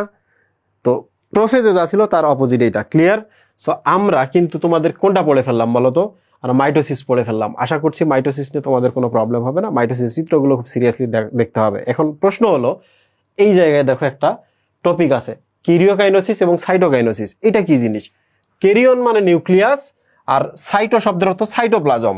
এটা একটা কোষ ছিল, একটা নিউক্লিয়াস ছিল, একটু পরে কি হয়েছে? নিউক্লিয়াস এদিকে গেল, তার মানে প্রথমে কি হয়? নিউক্লিয়াসের বিভাজন হয়। নিউক্লিয়াস মানে ক্যারিয়ন, নিউক্লিয়াসের বিভাজন বা ক্যারিওকাইনেসিস হইল। এরপরেরটা কি? এই যে সাইটোপ্লাজম গুলো ছিল, মাঝখানে একটা ভাগ হবে, হওয়ার ফলে দেখো সাইটোপ্লাজমটা এবার বিভাজন হইলো। So this is cytokinesis. Karyokinesis এবং সাইটোকাইনোসিস কোনটা আগে কোনটা পরে? আগে ক্যারিয়নের বিভাজন, তারপর সাইটোপ্লাজমের বিভাজন। ক্লিয়ার? এখন আমরা একটু দেখি। দেখো, ক্যারিওকাইনোসিস মানে নিউক্লিয়াসের বিভাজন, সাইটোকাইনোসিস মানে সাইটোপ্লাজমের বিভাজন। ক্লিয়ার? এবার দেখো নিউক্লিয়াসের বিভাজনটা সবচেয়ে কঠিন, কারণ সাইটোপ্লাজম তো মাঝখানে তত কমপ্লিকেটেড না, এইটাই সবচেয়ে কঠিন এবং দীর্ঘ সময় লাগে। সাইটোপ্লাজমের বিভাজনটা মোটামুটি সরল এবং কম সময়ে হয়ে যায়। এই ক্যারিওকাইনোসিস বা নিউক্লিয়াসের বিভাজন মানে কি? প্রোফেজ, মেটাফেজ, অ্যানাফেজ, টেলোফেজ, এইগুলোই তো। তার মানে এখানে 5টি দশা আছে, কিন্তু এইটাতে কোনো দশা নাই। সাইটোকাইনেসিসে কোনো দশা নাই। এইটাতে কি হয় বলতো? ক্যারিওকাইনোসিসে 2টা নিউক্লিয়াসে পরিণত হচ্ছে, আর সাইটোকাইনোসিসের মাধ্যমে কি হয়? 2টা কোষে পরিণত হয়। সাইটোপ্লাজম ভাগ হওয়া মানে কি? 2টা কিন্তু কোষে পরিণত হয়। মাথায় রাখবা যে কোষ বিভাজনের কখন 2টা কোষে পরিণত হয়? সাইটোকাইনোসিসে। সাইটোপ্লাজমের বিভাজন হলে 2টা কোষ আলাদা হয়ে যায়, রাইট? আচ্ছা, এবার দেখো নিউক্লিয়াসের সংখ্যা বৃদ্ধি ঘটে। তোমরাই বলো তো, নিউক্লিয়াসের বিভাজনে নিউক্লিয়াস 1টা থেকে 2টা হয় না? তাহলে নিউক্লিয়াসের সংখ্যা বৃদ্ধি ঘটে। কিন্তু এখানে কি হয়? কোষের সংখ্যা বৃদ্ধি ঘটে। সাইটোকাইনোসিস মানে কি? এই কোষ আর এই কোষ, 2টা তো, কোষের সংখ্যা বৃদ্ধি। লাস্টেরটা দেখো, ক্যারিওকাইনোসিস সাইটোকাইনোসিসের আগে ঘটে। আচ্ছা বুঝছি, ক্যারিওকাইনোসিস আগে ঘটে, সাইটোকাইনোসিস পরে ঘটে, রাইট? এখন মাইটোসিসের এবার আমরা তাৎপর্যে চলে আসি। এটা কিন্তু ঘ নম্বরের প্রশ্ন, খুবই সহজ, পরীক্ষায় প্রশ্নটা আসবে। আমি তোমাদের ট্রিক শেখাই দিই, যে জিনিসগুলো সবসময় মনে রাখবা। তোমরা সবসময় মনে রাখবা সব কাজ মাইটোসিস। সব কি? সবে মাইটোসিস।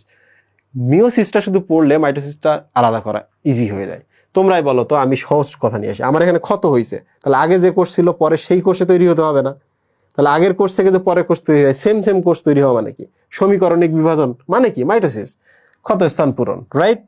ক্রমাগত ক্ষয় পূরণ। আমার এই যে দেখো, কোষ মরে পড়ে যাইতেছে, আবার তৈরি হচ্ছে, সেম টাইপের কোষ যে তৈরি হচ্ছে, রাইট? তার মানে সমীকরণিক বিভাজন বা মাইটোসিস।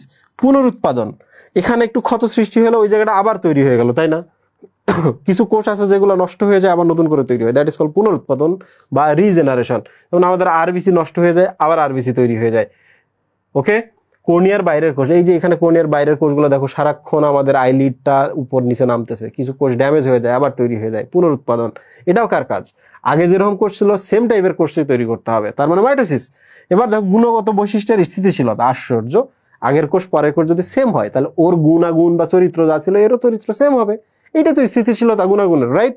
আর লাস্টেরটা দেখো, অনিয়ন্ত্রিত। মাইটোসিস যদি অনিয়ন্ত্রিত হয়ে যায়, তোমার তো ক্যান্সার হইতে পারে, টিউমার বা ক্যান্সার হইতে পারে, রাইট? ডান।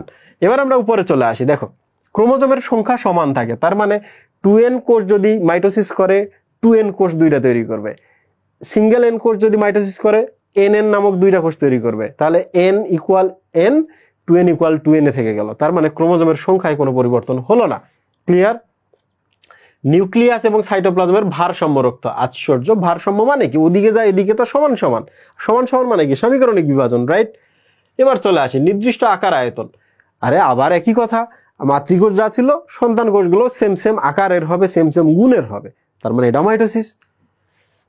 এরপর দেখো, এই যে দেখো বৃদ্ধি কথাটা যেখানেই দেখবা সবকিছুই কিন্তু মাইটোসিস। পড়া শেষ? তাহলে লিখে রাখো ভালো করে, বৃদ্ধি শব্দটা থাকলেই মাইটোসিস। ওটা জনন কোষের কথা বলুক আর জননাঙ্গের কথা বলুক, বৃদ্ধি থাকলেই মাইটোসিস। ক্লিয়ার? সো আশা করছি আমাদের মাইটোসিসটা ডান হয়েছে। আমি যখন তোমাদের মাইটোসিসের এমসিকিউ গুলো তোমাদের সলভ করে দিব, আমি সিকিউ এবং এমসিকিউটা আলাদা করেছি, তখন সলভ করে দেবো। আশা করছি তখন এই প্রশ্নগুলোর উত্তর খুব সহজে পারবা। ওকে, অফ। তোমাদের 3 জায়গা থেকে প্রশ্ন আসবে, আমি বলেছি না? 1 নম্বর কোষ চক্র, 2 নম্বর হচ্ছে মাইটোসিস, 3 নম্বর হচ্ছে মিওসিস। মিওসিসের স্পেশালি কোন জায়গা থেকে? প্রোফেজ 1-এর প্যাকাইটিন থেকে। তো আমি ওগুলো পড়িয়ে দিচ্ছি। তো এখন আমি শুরু করলাম মিওসিস। মিওসিসে দেখো, মিওসিস অ্যাকচুয়ালি 2 ধাপে হয়। একটা হলো মিওসিস 1 আর একটা হচ্ছে মিওসিস 2। মিওসিস 1 এবং মিওসিস 2, 2টা ধাপে হয়। একটা কোষ, একটা নিউক্লিয়াস। দেখো এখানে 4টা ক্রোমোজোম। কয়টা? 4টা। দেখো এইটা যখন 2টা নিউক্লিয়াসে পরিণত হয়েছে, এখানে 4টা ছিল না? 1 2 3 4, ছবি কথা বলে 1 2 3 4। দেখো একটা মানে হাফ হাফ হয়ে গেল, ঠিক কিনা? তাহলে আমাদের এখান থেকে এই জায়গাটাকে আমরা বলি প্রথম বিভাজন, বা এইটাই হলো সত্যিকারের মিওসিস, যেখানে ক্রোমোজোম সংখ্যা অর্ধেকে নেমে আসে। ওকে? তো দেখো মিওসিস একটাই হচ্ছে অ্যাকচুয়ালি সত্যিকারের মিওসিস। বলতো মিও শব্দের অর্থ কি? মিও শব্দের অর্থ হচ্ছে হ্রাস পাওয়া। কিসের সংখ্যা হ্রাস পায়? ভালো করে চিন্তা করো, কিসের সংখ্যা হ্রাস পায়? ক্রোমোজোমের সংখ্যা হ্রাস পায়। ক্রোমোজোম 4টা হইলো 2টা। এই জিনিসটা অনেকেই বোঝে না। মিওসিস মানে ক্রোমোজোমের সংখ্যা হ্রাস। ওকে? তাহলে প্রথম ধাপ ডান। এরপরে দেখো এই নিউক্লিয়াস থেকে এই 4টা নিউক্লিয়াস আমরা পেয়েছি, 2টা থেকে 4টা পেলাম। এখানে দেখো দুইটা দুইটা দুইটা দুইটা করে প্রত্যেকটা মাতৃকোষে, এখানে গিয়ে দেখো দুইটা দুইটা দুইটা দুইটা করেই। তার মানে পরের ধাপ যেটা, দ্বিতীয় বিভাজন যেটা, সেইটা অ্যাকচুয়ালি সমবিভাজন বা মাইটোসিস। অ্যাকচুয়ালি মিওসিসের 2টা ধাপ, কিন্তু প্রথম ধাপটাই সত্যিকারের মিওসিস, আর মিওসিস 2 যেটা সেটা অ্যাকচুয়ালি মাইটোসিস। ওকে, মিওসিস 2টা কি? মাইটোসিস এর মতোই বা মাইটোসিস। এখন প্রশ্ন হলো, আমি যদি জিজ্ঞেস করি বলো তো হ্রাসমূলক বিভাজন কি, তোমরা বলবা হ্রাসমূলক বিভাজন বা মিওসিস হচ্ছে এমন এক ধরনের কোষ বিভাজন যেখানে ক্রোমোজোমের সংখ্যা অর্ধেক হয় কিন্তু কোষের সংখ্যা বৃদ্ধি পেয়ে 4টি হয়। ঠিক না? দেখো ক্রোমোজোম সংখ্যা আলটিমেটলি মাতৃকোষে ছিল 4টা, শেষ পর্যন্ত দুইটা দুইটা করলাম আমরা, কিন্তু কোষের সংখ্যা কয়টা হইলো? 4টা। ভালো করে দেখো, কোষের সংখ্যা বৃদ্ধি পায় কিন্তু ক্রোমোজোমের সংখ্যা হ্রাস পায়। গুরুত্ব কোনটাতে? ক্রোমোজোমের সংখ্যা হ্রাস পাওয়াটা। এই জন্যই তো মিওসিস বা হ্রাসমূলক বিভাজন, তাই না? আচ্ছা, যদি আমরা মিওসিসকে বলি হ্রাসমূলক বিভাজন, ইংলিশে আমি কি বলবো এটাকে? Reductional division. কি? Reductional division. ডান। সো এই ছিল আমাদের ঘটনা। এখানে মনে রাখবা, এই কোষটা যখন এই 2টাতে পরিণত হয়, এর আগে অ্যাকচুয়ালি ইন্টারফেস ঘটে। এই 2টা যখন এই 4টাতে পরিণত হয়, এই জায়গায় যে ঘটনাটা ঘটে মাঝখানে, এটাকে কিন্তু আমরা প্রস্তুতি পর্যায়ে বলি না, এটাকে আমরা বলি হচ্ছে একটা জিনিস দেখো, যখন আমরা এই কোষটা বিভাজন করে এই ধাপে নিয়ে আসি, এর আগে ঘটে ইন্টারফেস, কিন্তু এইটা থেকে যখন এইটা হয়, এখানে যে প্রস্তুতিটা হয় এটাকে বলা হয় ইন্টারকাইনেসিস। ওকে, তাহলে ইন্টারফেজ এবং ইন্টারকাইনেসিস 2টা একই জিনিস, শুধু একটাই পার্থক্য। ইন্টারফেজে আমরা আগেও তো দেখেছিলাম কোষ চক্রে, যেখানে ডিএনএ ডাবল হয়, কিন্তু ইন্টারকাইনেসিসে অ্যাকচুয়ালি ডিএনএ ডাবল হয় না, ওইটা বাদে। যেমন আরএনএ তৈরি, এটিপি তৈরি, স্পিন্ডল যন্ত্রগুলো তৈরি করা, এটিপি তৈরি করা, এই ঘটনাগুলো ঘটে। তো যদি মনে না রাখতে পারো কোনো প্রবলেম নাই। সো আমরা অ্যাকচুয়ালি দেখলাম হচ্ছে মিওসিস। এবার চলে আসি আমরা মিওসিসের প্রোফেজ 1-এর প্যাকাইটিন ধাপটাতে, কারণ এইটাই আসবে এমসিকিউতে, এইটাই আসে, পরীক্ষাতেও এইটাই আসবে। ঠিক আছে, আমি তোমাদের দেখাবো যখন কোশ্চেন সলভ করবো। What is pachytene? তোমরা জানো প্রোফেজ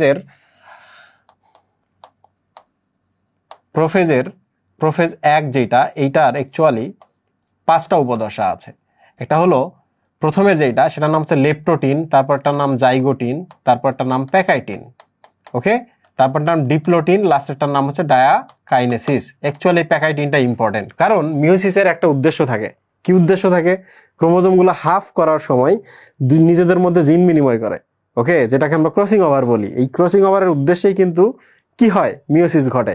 তো অ্যাকচুয়ালি প্যাকাইটিন উপদশা হয়। প্যাকাইটিনটা কেমন? আমি তোমাদের একটা কথা বলি, তোমরাই বলো তো। প্যাকাইটিন যদি আমরা এইভাবে রাখি, প্যাক দশা। প্যাক মানে কি? একটা মানুষের সংসার দশায় প্যাক হয় কি না? কি হয় দেখো, এই সময় মনে হয় ভালোবাসা নাই হয়ে গেছে। সংসার দশায় যদি প্যাক হয়, তার মানে কি? ভালোবাসা নাই হয়ে গেছে। 2 নম্বর কি হয়? এখানে নিজেদের সম্পদের বিনিময়গুলো হচ্ছে না? নিজেদের সম্পদের বিনিময়গুলো হচ্ছে, যে তুমি তোমার জিনিস নাও, আমি আমার জিনিস নেই, এই সংসার আমরা করব না। ঠিক কি না? সো ভালোবাসা নাই হয়ে যায়, এইটা একটা ঘটনা ঘটে। আরেকটা কি ঘটনা ঘটে বলো তো? সংসার দশায় তো বাচ্চা কাচ্চা পয়দা হয় কি না? অ্যাকচুয়ালি এখানে 4টা বাচ্চা হয়, দ্যাট ইজ কল্ড টেট্রাড। তাহলে আমি আরেকবার বলি, প্যাকাইটিনে কি ঘটনা ঘটে, এই 3টা জিনিস দ্বারা মনে রাখবা। প্যাকাইটিন আমরা এইভাবে মনে রাখবো, প্যাক বা সংসার দশায় বাচ্চা কাচ্চা হয়। কয়টা বাচ্চা? 4টা, তার মানে টেট্রাড। প্যাকাইটিনে কি হয়? মনে হয় ভালোবাসা নাই হয়ে গেছে, মানে ক্রস বা কায়াজমা। আর কি হয় এখানে? তোমার জিনিস তুমি নাও, আমার জিনিস আমি নেই, আমরা আলাদা হয়ে যাব। তার মানে বিনিময় হয়। এই বিনিময়টাকে আমরা কি বলি? ক্রসিং ওভার, জিন বিনিময় বা ক্রসিং ওভার। এই জিনিসগুলো থাকে। আমি একটা ছবি দিচ্ছি, দেখো। এটা যদি একটা কোষ হয়, তাহলে আচ্ছা, এইটা কোষ দিলাম, মাঝখানেটা আমরা নিউক্লিয়াস দিলাম। ওকে, তো এই যে দেখো, এদিকে একটা টেট্রাড, 4টা আছে, এই সরি 2টা আছে, দুইটা আছে এখানে। হ্যাঁ, দুইটা ক্রোমাটিড আছে। এদিকে আরেকটা আছে, দেখো।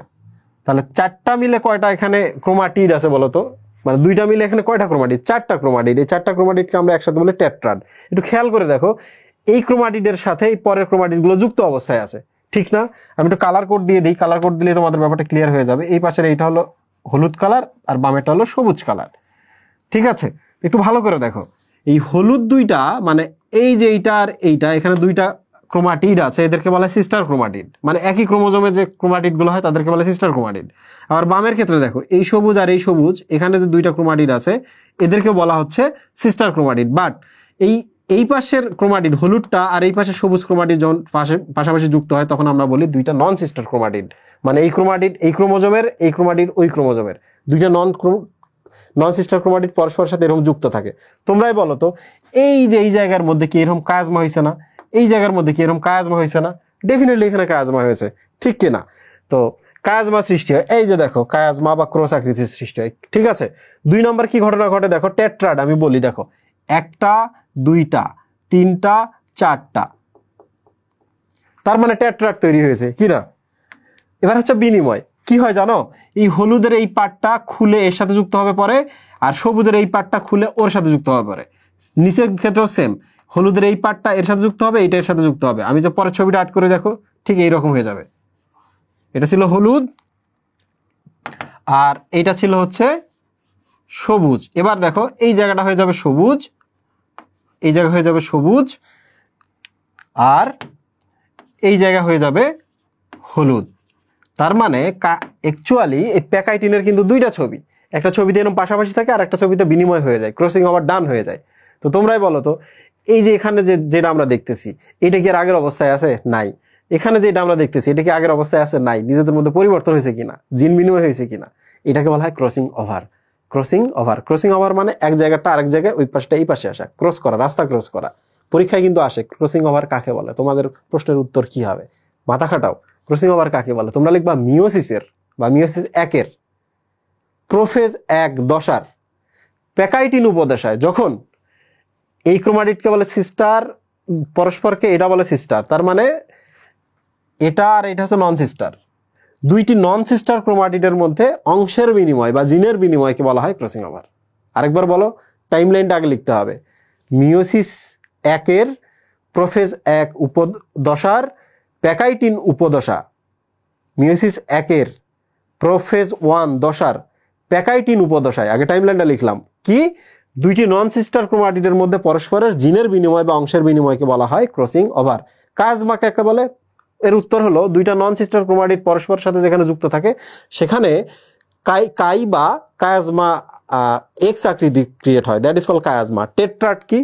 প্রশ্নের উত্তর খুবই সহজ, যে দুইটা হচ্ছে হোমোলোগাস ক্রোমোজোম। দেখো এটা বাপের কাছ থেকে আসে, এটা মায়ের কাছ থেকে আসে, রাইট? বাপের যে যদি 12 নম্বর হতো এটা, মায়ের এটা 12 নম্বর। তো 12 মানে কি একই না? বাপের 12 মায়ের 12 নম্বর ক্রোমোজোমটা আসছে, তার মানে একই, দ্যাট ইজ কল হোমো। 2টা হোমোলোগাস ক্রোমোজোমের 4টা ক্রোমাটিডকে আমরা একসাথে বলি টেট্রাড। কিন্তু এটা টাইমলাইনটা আগে লিখতে হবে না? সংজ্ঞা লেখার নিয়ম কি? লিখতে হবে প্রোফেজ মিওসিস 1-এর প্রোফেজ 1 দশার প্যাকাইটিন উপদশায় যখন 2টা হোমোলোগাস ক্রোমোজোমের মধ্যে 4টি ক্রোমাটিড দেখা যায় তাকে বলা হয় টেট্রাড। তো প্যাকাইটিনটা কিন্তু খুব ভালো করে মনে রাখতে হবে। এই যে দেখো এক্স বা কায়াজমা, 2 নম্বর হচ্ছে টেট্রাড, 3 নম্বর কি? Crossing over. এই যে দেখো ক্রসিং ওভার, এই 3টার জন্যই কিন্তু প্যাকাইটিনটা খুব বেশি ইম্পর্টেন্ট। ওকে, প্যাকাইটিনে কি ঘটে আবার বলি। প্যাকাইটিন প্যাক দশা, এখানে বাচ্চা কাচ্চা পয়দা হয়, মানে সংসার জীবনে বাচ্চা কাচ্চা পয়দা হবে। 2 নম্বর কি? ভালোবাসা নাই মনে হবে, তার মানে কায়াজমা। এখানে নিজেদের সম্পদের বিনিময় শুরু হয়ে যাবে, তোমার জিনিস তুমি, আমার জিনিস আমি, বুঝিয়ে নেই, তার মানে ক্রসিং ওভার। ক্লিয়ার? ক্রসিং ওভারের সংজ্ঞাটা খুব ভালো করে জানবা। যে কোনো সংজ্ঞা যদি দিতে চাও এই জায়গা থেকে সামনে টাইমলাইনটা লিখতে হবে, যে এই কোন উপদশায় আমরা পাচ্ছি, মিওসিসের 1 না মিওসিস 2-এর, প্রোফেজ 1 না প্রোফেজ 2-এর। ক্লিয়ার? ওকে, আগে টাইমলাইন তারপর ঘটনা, সংজ্ঞা ডান। এই যে দেখো এখানে প্যাকাইটিনটা কিন্তু এখানে দেওয়া আছে, এই যে দেখছো সাদাগুলা হচ্ছে আর কালোগুলা পরস্পর হোমোলোগাস ক্রোমোজোম। এখানে 4টা আছে, 4টা মানে কি? 4টা ক্রোমাটিড আছে, দ্যাট মিনস টেট্রাড, ঠিক কিনা? এই যে যেখানে যুক্ত হয়েছে এই জায়গাটা এইরকম লাগে, দ্যাট মিনস কায়াজমা। এই দেখো কায়াজমা। এরপর এই কালোটা সাদার দিকে যায়, সাদাটা কালোর দিকে আসে, তার মানে ক্রসিং ওভার হয়। 2টা নন sister chromatid, not sister, non sister chromatid. দেখো একটা কালো একটা সাদা, পরস্পর সিস্টার কখনো হইতে পারে না, নন সিস্টার। ছবি অনেক কথা বলে, ছবি দেখেই চিনে ফেলতে হবে, ঠিক আছে? আচ্ছা, তো এবার চলে আসি আমরা মিওসিসের গুরুত্ব। মিওসিসের গুরুত্ব খুবই সহজ, বুঝছো?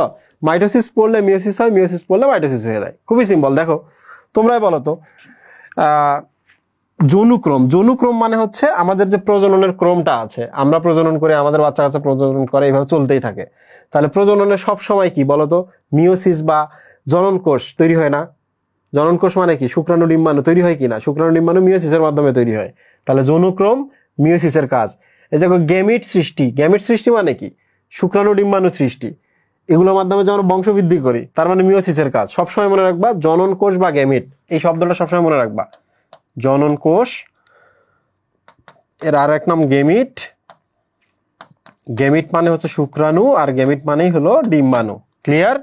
এগুলোর মাধ্যমে আমরা বংশবৃদ্ধি করি। এবার দেখো অভিব্যক্তি। অভিব্যক্তি শব্দের অর্থ হচ্ছে নতুন ফিচার। নতুন ফিচার। তোমরাই বলো তো, এই যে এখানে দেখো, তোমরাই বলো যে ভবিষ্যতে যখন এইটা হাফ হয়ে যাবে, এটা হাফ হয়ে যাবে, তোমরা বলো তো এটা হলুদ হলুদে থাকতেছে, তার মানে মায়ের কাছ থেকে যে অবস্থায় আসছে সন্তানের মধ্যে সেই অবস্থায় যাবে, যাবে কিনা? কিন্তু দেখো তো এইটা কি হলুদ সবুজ একসাথে মিক্স অবস্থায় আছে না?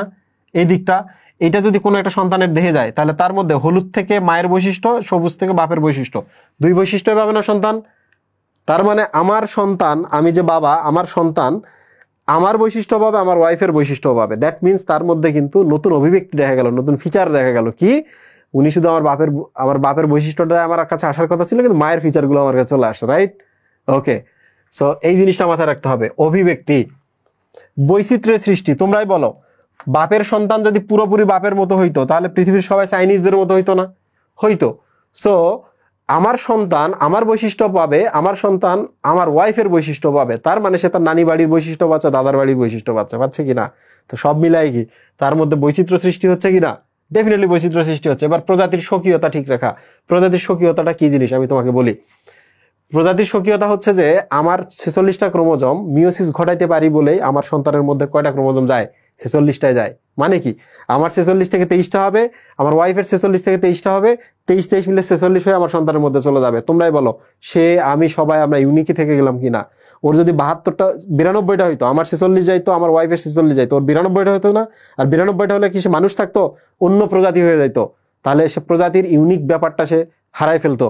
তো এই জিনিসটা মাথায় রাখতে হবে। প্রজাতির স্বকীয়তা সবসময় বজায় রাখে মিওসিসের মাধ্যমে। কারণ কি? ক্রোমোজোম সংখ্যাটা ধ্রুব থাকে। কি থাকে? ক্রোমোজোম সংখ্যাটা ধ্রুব থাকে সব সময়। এরপর চলে আসে জনন কোষ সৃষ্টি। এই যে দেখো, এই কথাটা আবার চলে আসছে। গেমিট মানে কি? গেমিট মানে শুক্রাণু ডিম্বাণু। শুক্রাণু ডিম্বাণু আরেক নাম কি? জনন কোষ। তাহলে জনন কোষ সৃষ্টি হয় কোন প্রক্রিয়ায়? মিওসিস প্রক্রিয়ায়। আর এইটার সাথে একটা প্রশ্ন পড়তে হবে আমাদের, যে প্রশ্নটা আবার এখানে স্লাইডের মধ্যে নাই, আমি তোমাদের দেখাচ্ছি। সেটা হচ্ছে প্রজাতি বিলুপ্ত হওয়া কিভাবে ঠেকায়? কিভাবে আমাদের ক্রোমোজোম সংখ্যা সর্বদা ধ্রুব থাকে? ক্রোমোজোম সব সময় সর্বদা ধ্রুব থাকে।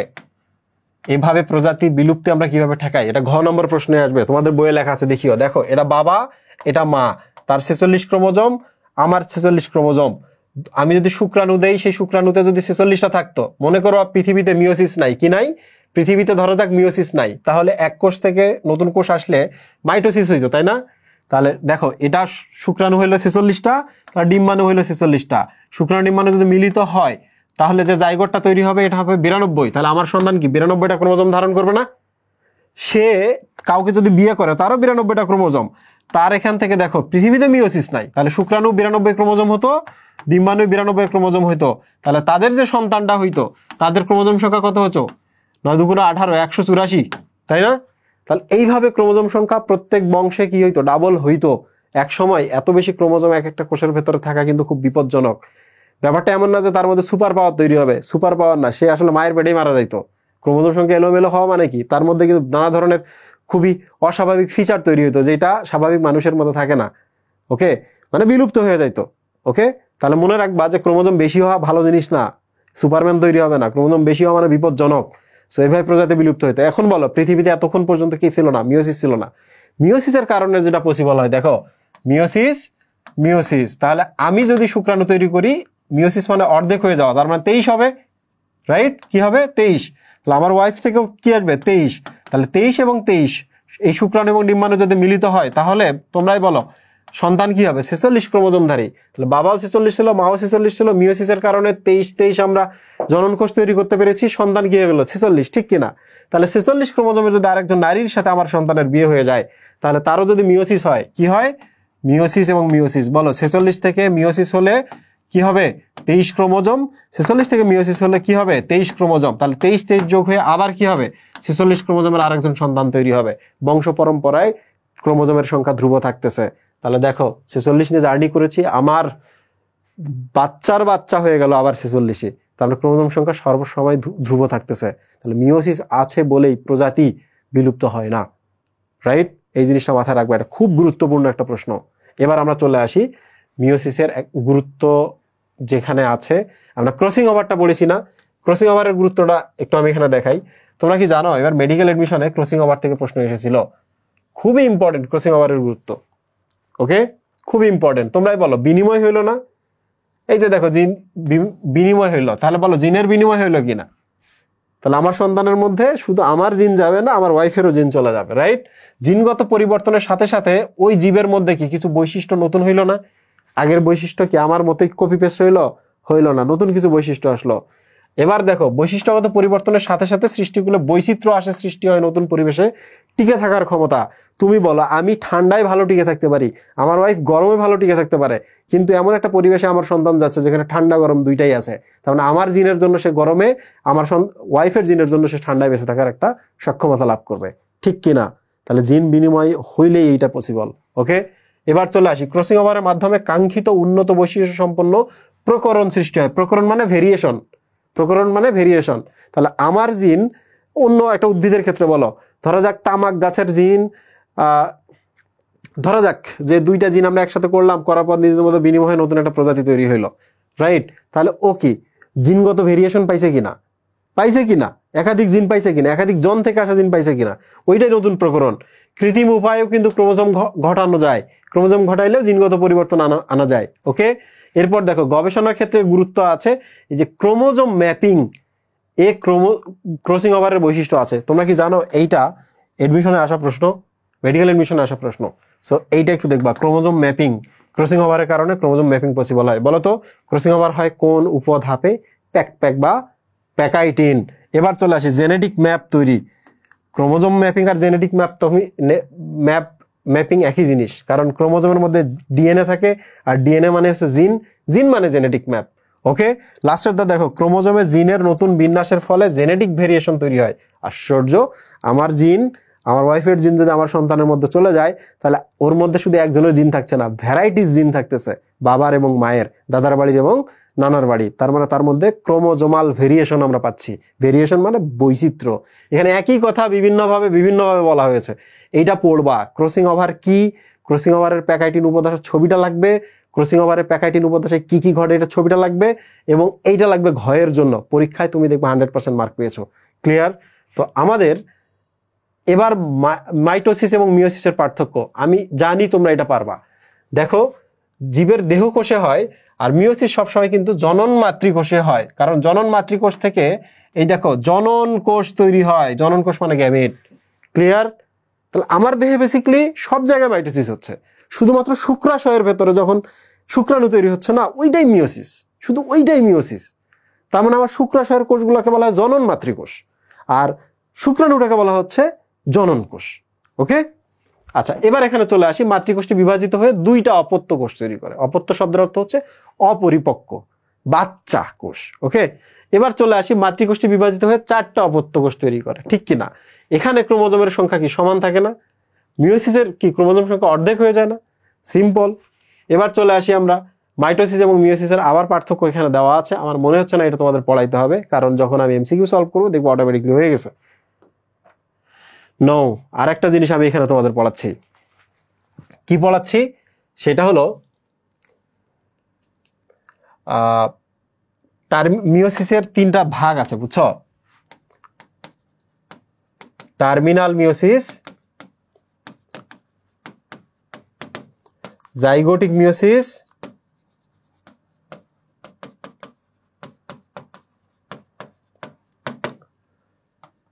আর একটা আছে স্পোরিক মিওসিস। সিকোয়েন্সটা এখানে আমি আমার মতো করে দিলাম, বইয়ের সিকোয়েন্সটা কিন্তু টার্মিনালের পর এইটা আছে, লাস্টে এইটা আছে। তো যাই হোক না কেন, টার্মিনাল শব্দের অর্থ শেষ। তোমরা কি জানো আমাদের শরীরের যখন শুক্রাণু বা জনন কোষ তৈরি হয় মিওসিসের মাধ্যমে, ওইটাই শেষ, কারণ এরপর শুক্রাণু আমাদের দেহ থেকে চলে যায়, ঠিক কিনা? তো এই জন্য মনে রাখবা, উন্নত জীবে, আমরা কি উন্নত জীব না? উন্নত জীবে এই মিওসিসের মাধ্যমে জনন কোষ তৈরি হয়, জনন কোষ তৈরি হয়। তাহলে ঘটনাটা কোথায় ঘটে বলতো? জনন মাতৃকোষে, তাই না? জনন, শুক্রাশয়ের কোষগুলোর নাম কি? জনন মাতৃকোষ, ওখান থেকে কি হয় জনন কোষ বা গ্যামিট তৈরি হয়। দেখো তো উন্নত জীব মানে কি 2n জীব না? আমাদের মধ্যে 2 সেট ক্রোমোজোম আছে, বাপেরও আছে মায়েরও আছে, এই জন্য আমরা উন্নত জীব। ঠিক আছে, এবার চলে আসি আমরা স্পোরিক মিওসিস। স্পোর মানে কি? উদ্ভিদের ওই যে পরাগ রেণু ডিম্বাণু তৈরি করে, ওগুলোকে বলা হয় স্পোর। তার মানে এটা উদ্ভিদের কথা বলছে। ঠিক আছে, তাহলে ওইটার কিন্তু কাউন্টার হলো এইটা, একই জিনিস। তাহলে এবার চলে আসি উন্নত উদ্ভিদে এই জিনিসটা ঘটে। কোথায় ঘটে বলো তো? কোথায় ঘটে? ফুলের মধ্যে, পুষ্পের মধ্যে, ঠিক কিনা? পরাগধানীতে এবং ডিম্বকের ভেতরে এই ঘটনা ঘটে, ঠিক কিনা? বলো তো উন্নত উদ্ভিদ বলতে কি বোঝাচ্ছে? 2n উদ্ভিদ বোঝাচ্ছে না? 2n উদ্ভিদ বোঝাচ্ছে না? তাহলে 2n উদ্ভিদে এই ঘটনা ঘটে। ওকে, আবার বলো তো উন্নত উদ্ভিদ মানে কি? যাদের ফুল হয়, সপুষ্পক উদ্ভিদ কিনা? সপুষ্পক উদ্ভিদ কিনা যাদের ফুল হয়। তো দেখছো উন্নত আর স্পোরিক মিওসিস বলতে অ্যাকচুয়ালি আমরা ইনফরমেশনগুলো পাচ্ছি, টার্মিনাল মিওসিস বলতে অ্যাকচুয়ালি আমাদের কথাটা বলা হয়েছে এখানে। এবার জাইগোটিক মিওসিস চলে আসি, এটা কমপ্লিটলি আলাদা, এটা কিন্তু অনুন্নত জীবে হয়। অনুন্নত জীব কি জীব? যেমন ছত্রাক, শৈবাল। কেন জানো অনুন্নত? কারণ এই ছত্রাক এবং শৈবাল হচ্ছে এন হ্যাপ্লয়েড জীব। কি? হ্যাপ্লয়েড জীব। তুমি বলো তো সব সময় মনে রাখবা যে ধরো যাক একটা ছত্রাক, এটা একটা ছত্রাক, এটা একটা ছত্রাক, এওএন। ভালো করে দেখো, এ যদি শুক্রাণু তৈরি করে, মনে রাখবা শুক্রাণু ডিম্বাণু সব সময় কিন্তু এন হয়, এন কে কিন্তু হাফ করা যাবে না। আমাদের ক্ষেত্রে কি হইতো বলতো? আমরা 2n, আমাদের ক্ষেত্রে শুক্রাণু এন হয় মিওসিসের মাধ্যমে। কিন্তু মনে রাখবা এন এর নিচে কখনো কিন্তু শুক্রাণু বা পুং গেমিট তৈরি করা যাবে না, এন এর নিচে কখনো ডিম্বাণু বা পুং স্ত্রী গেমিট তৈরি করা যাবে না, কারণ এন কে ভাঙা যায় না, এক সেটকে কখনো ভাঙা যায় না। আবার দেখো আমাদের ক্ষেত্রে 2n থেকে n হয় মিওসিসের মাধ্যমে, কিন্তু যারা অনুন্নত তাদের ক্ষেত্রে দেখো n থেকে n হয় মাইটোসিসের মাধ্যমে। তাহলে আরেকটা স্ত্রী শৈবালের ক্ষেত্রে আমরা আরেকটা স্ত্রী রেণু, স্ত্রী গেমিট তৈরি করলাম, এটাও দেখো মাইটোসিসের মাধ্যমে তৈরি করলাম, কারণ এখানে কিন্তু মিওসিস ঘটাইতে পারতো না। তো ভালো করে বলো এটা কি হলো? এটা দিস ইজ মাইটোসিস, রাইট? তো এরা দুইজন যদি মিলিত হয় একটা জাইগোট তৈরি হবে না? বলো তো কি হবে? 2n না, n আর n মিলিত হলে। কিন্তু এখান থেকে যদি একটা শৈবাল তৈরি হয়, মা ছিল n, বাবা ছিল n, কিন্তু সন্তান এমন 2n হয়ে গেল, এটা হইল না। তার মানে এদের যে জাইগোটটা তুমি দেখলা না, এই যে জাইগোট, এই জাইগোটটাতে কিন্তু এবার মিওসিসের মাধ্যমে দেখছো n নামক তৈরি করবে জীব। তাহলে বলো তো বাপ যেমন সন্তান তেমন, মা যেমন সন্তান তেমন হইল কিনা? তার মানে অনুন্নত জীবে কিন্তু জাইগোট যেহেতু 2n হয়ে যায়, 2nটাকে আবার পিতা এবং মাতার মতো করে n করতে হয়, এই জন্য কিন্তু জাইগোটে মিওসিস ঘটে। ওকে, তাহলে এইটাই বলা হচ্ছে জাইগোটিক মিওসিস। তাহলে এবার বলো অনুন্নত জীব মানে কি? এন মানে কি? হ্যাপ্লয়েড। তাহলে হ্যাপ্লয়েড জীবে জাইগোটে মিওসিস ঘটে। ক্লিয়ার? তাহলে মিওসিস শ্রেণী বিভাগে এটা কিন্তু দেওয়া ছিল, ভালো করে দেখবা, আমি কিন্তু শেষ করেছি। দেখো let's practice some CQ question. তোমরা দেখবা সিকিউ কোশ্চেন যেগুলো আসে সব জায়গায় আসে। মজার ব্যাপার হলো এই বোর্ডটা ওই বোর্ডে দেয়, ওই বোর্ডটা এই বোর্ডে দেয়, একই সময় একই প্রশ্ন সব বোর্ডেও চলে আসে। ওকে, খুবই ইন্টারেস্টিং জিনিস। একবার দেখলাম একই প্রশ্ন সব বোর্ডে দিছে, ওই প্রশ্নটা ছিল ভুল, আমি অবাক হয়ে গেলাম, সব বোর্ডের মধ্যে এই ধরনের ভুল আসলো কেন? তখন বুঝলাম যে বোর্ডদের নিজেদের মধ্যে একটা কমিউনিকেশন আছে, স্ট্যান্ডার্ড ফলো করার জন্য তারা এই কাজটা করে। আবার বইল না ভাইয়া কোন প্রশ্নটা ভুল ছিল। আচ্ছা, এবার চলে আসে কোষ চক্র কি, মনে আছে না? প্রথম স্লাইডে বলেছিলাম কোষের জন্ম, তারপর প্রস্তুতি এবং কোষ বিভাজন, এই তিনটাকে একসাথে বলা হয় কোষ চক্র। অণুজীব থেকে প্রশ্ন এখানে দিছে। অণুজীব মানে হচ্ছে ছোট ছোট জীব যারা আমাদের উপকার অপকার দুইটাই করে। কারা কারা? ভাইরাস, ব্যাকটেরিয়া এবং ম্যালেরিয়া জীবাণু, রাইট? আচ্ছা, এর পরবর্তী ধাপ ভালো করে দেখো, এর পরবর্তী ধাপ বি, সি এর পরবর্তী উপধাপ হচ্ছে ডি। ভালো করে দেখো, এই দুইটা কিন্তু এক জিনিস না। এর পরবর্তী ধাপ হচ্ছে বি। এটা কি দেখো তো, মাঝখানে আছে না ক্রোমাটিড গুলা, এই যে ভালো করে দেখো চারটা কিন্তু হয়ে আছে, মাঝখানে আছে, তার মানে এটা মাইটোসিস। মাইটোসিসের মেটাফেজ, তাই না? মেটাফেজের পর কি? এটা অ্যানাফেজ কিনা? অ্যানাফেজ। সি এর ক্ষেত্রে দেখো এই জিনিসটা দেওয়া আছে এখানে, এরপর আছে ডি। এইটা কি হয়েছে জানো? এটা কিন্তু জাইগোটিন। এই যে দেখো এইটার এইটা একসাথে জোড়া পাচ্ছে, এটা কিন্তু মিওসিস। মিওসিসের কিন্তু এটা হচ্ছে জাইগোটিন। কি নাম? জাইগোটিন। জাইগোটিনের পর ডিটাকে বলা হচ্ছে প্যাকাইটিন। তার মানে আমি কিছুক্ষণ আগে তোমাদের প্যাকাইটিন দেখাইছি। প্যাকাইটিন মানে কি? প্যাক দশা, তিনটা ঘটনা। টেট্রাডের কথা বলতে হবে, নন সিস্টার ক্রোমাটিডের মধ্যে ক্রোমোজোমের বিনিময় হয়, তার মানে ক্রসিং ওভারের কথা বলতে হবে। এবং নন সিস্টার ক্রোমাটিডগুলো এইভাবে যেখানে যুক্ত থাকে, এই যে প্রান্ত এখানে দেখো এটা এক্স হয়ে গেছে, হয়েছে কিনা, এক্স আকৃতি, দ্যাট মিনস কাজমা থাকে, এইটার কথা এখানে বলছে। তাহলে চিহ্নিত চিত্র এখন অঙ্কন করতে হবে তোমাকে। কিসের? আমি বলছিলাম না, প্যাকাইটিনে চিহ্নিত চিত্র অঙ্কন করতে হবে। ভালো করে এটা দেখবা। উদ্দীপকে উল্লেখিত সি চিত্রে এ বি সি সি এইটা প্রদর্শিত কোষ বিভাজন জীবদেহের বৈচিত্র্য আনয়নে গুরুত্বপূর্ণ ভূমিকা রাখে কি? মতামত বিশ্লেষণ করো। খুবই সিম্পল, দেখো সি আর ডি এটা কিন্তু মিওসিস। তাহলে মিওসিসের কি ভূমিকা রাখে? ওই যে মিওসিসের পড়তে হবে না, জনন কোষ সৃষ্টি, গ্যামিট সৃষ্টি, বংশবৃদ্ধি, ক্রোমোজোম সংখ্যা ধ্রুব রাখে, বৈচিত্র্য আনায়ন করে, নতুন ভেরিয়েশন ক্রিয়েট করে, এই জিনিসগুলাই তো, তাই না? মিওসিসের কাজটা কিন্তু এই জায়গায় হবে। এবার চলে আসি নিচের চিত্রটি লক্ষ্য করো এবং প্রশ্নগুলোর উত্তর দাও। দেখো এই দুইটা পরস্পরের সাথে যুক্ত হয়েছে। এই যে এখানে দেখো এক্স হয়েছে না এখানে, দ্যাট মিনস এখানে কিন্তু কায়াজমা তৈরি হয়েছে। বলো তো এই যে কায়াজমা তৈরি হয় কখন? প্যাকাইটিনে না? এদের মধ্যে দেখো বিনিময় ঘটছে। দেখো এই যে কালোটার মধ্যে সাদা ঢুকে গেছে আর সাদাটার মধ্যে কালো ঢুকে গেছে, তার মানে এখানে ক্রসিং ওভার ডান হয়েছে। এই জায়গায় কি? Crossing over. এখন প্রশ্নগুলো বলি। What is tetrad? টেট্রাড মানে বলো তো? টেট্রাড হচ্ছে মিওসিস একের প্রোফেজ এক দশার প্যাকাইটিন উপদশায়। এটা প্রথমে লিখতে হবে। টাইম লাইন বলছিলাম না? কি হয়? যেখানে হোমোলোগাস ক্রোমোজোমগুলো 4টি ক্রোমাটিডে বিভক্ত হয়, বিভক্ত অবস্থায় থাকে, রাইট? তো এই 4টা ক্রোমাটিডকে একত্রে কি বলা হয়? টেট্রাড বলা হয়। তার মানে এইটাও কিন্তু প্যাকাইটিন থেকে আসছে। কোষ বিভাজন না হলে জীব কি সমস্যার মধ্যে পড়বে? খুবই সিম্পল। কোষ বিভাজন না হলে মাইটোসিসের ঘটনাগুলো ঘটবে না, মিওসিসের ঘটনাগুলো ঘটবে না। তাহলে কি হবে? তাহলে পুরো জীব জগৎ বিলুপ্ত হয়ে যাবে। ক্ষত হলে ক্ষত পূরণ হবে না, ক্রমাগত ক্ষয় পূরণ যেগুলো হচ্ছে ওগুলো হবে না, আমরা নতুন সন্তান পয়দা করতে পারবো না, জননকোষ সৃষ্টি করতে পারবো না, ভেরিয়েশন আসবে না, কিছুই হবে না পসিবল, রাইট? লাস্টেরটা চলে আসি। উদ্দীপকের প্রক্রিয়াটির গুরুত্ব ব্যাখ্যা করো। উদ্দীপকের প্রক্রিয়া, এখানে কোনো ধাপের কথা বলে নাই, প্রক্রিয়া মানে ক্রসিং ওভারের কথা বলছে। ক্রসিং ওভারের গুরুত্ব মনে আছে না? জিনের বিনিময় হয়েছে, নতুন বৈচিত্র্য আসবে, তারপর এরা হচ্ছে ইউনিক বা স্বতন্ত্র হবে। এটার মাধ্যমে আমরা কি করি? ক্রোমোজোমাল ম্যাপিং করতে পারি বা জিন ম্যাপিং করতে পারি। এই তো, ঠিক কিনা? ক্রসিং ওভারের কাজ। তার মানে দেখো সব সময় ওই সব জায়গা থেকে প্রশ্ন আসতেছে। এবার এই জায়গায় চলে আসি, ইন্টারফেস কাকে বলে? এই প্রশ্নটা কোত্থেকে আসছে? পড়াইছি না আমি তোমাদের?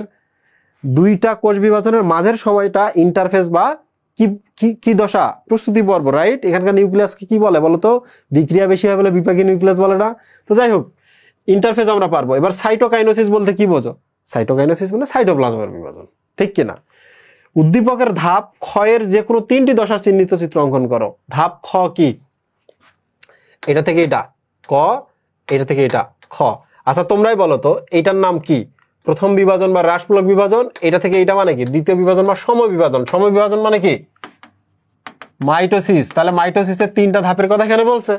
তাহলে তোমরা প্রোফেজ দিবা, প্রোমেটাফেজ দিবা, মেটাফেজ দিবা, না পারলে মেটাফেজ দিবা, অ্যানাফেজ দিবা, টেলোফেজ দিবা, না পারলে মাঝখান থেকে 3টা ধাপের ছবি দিয়ে দিবা।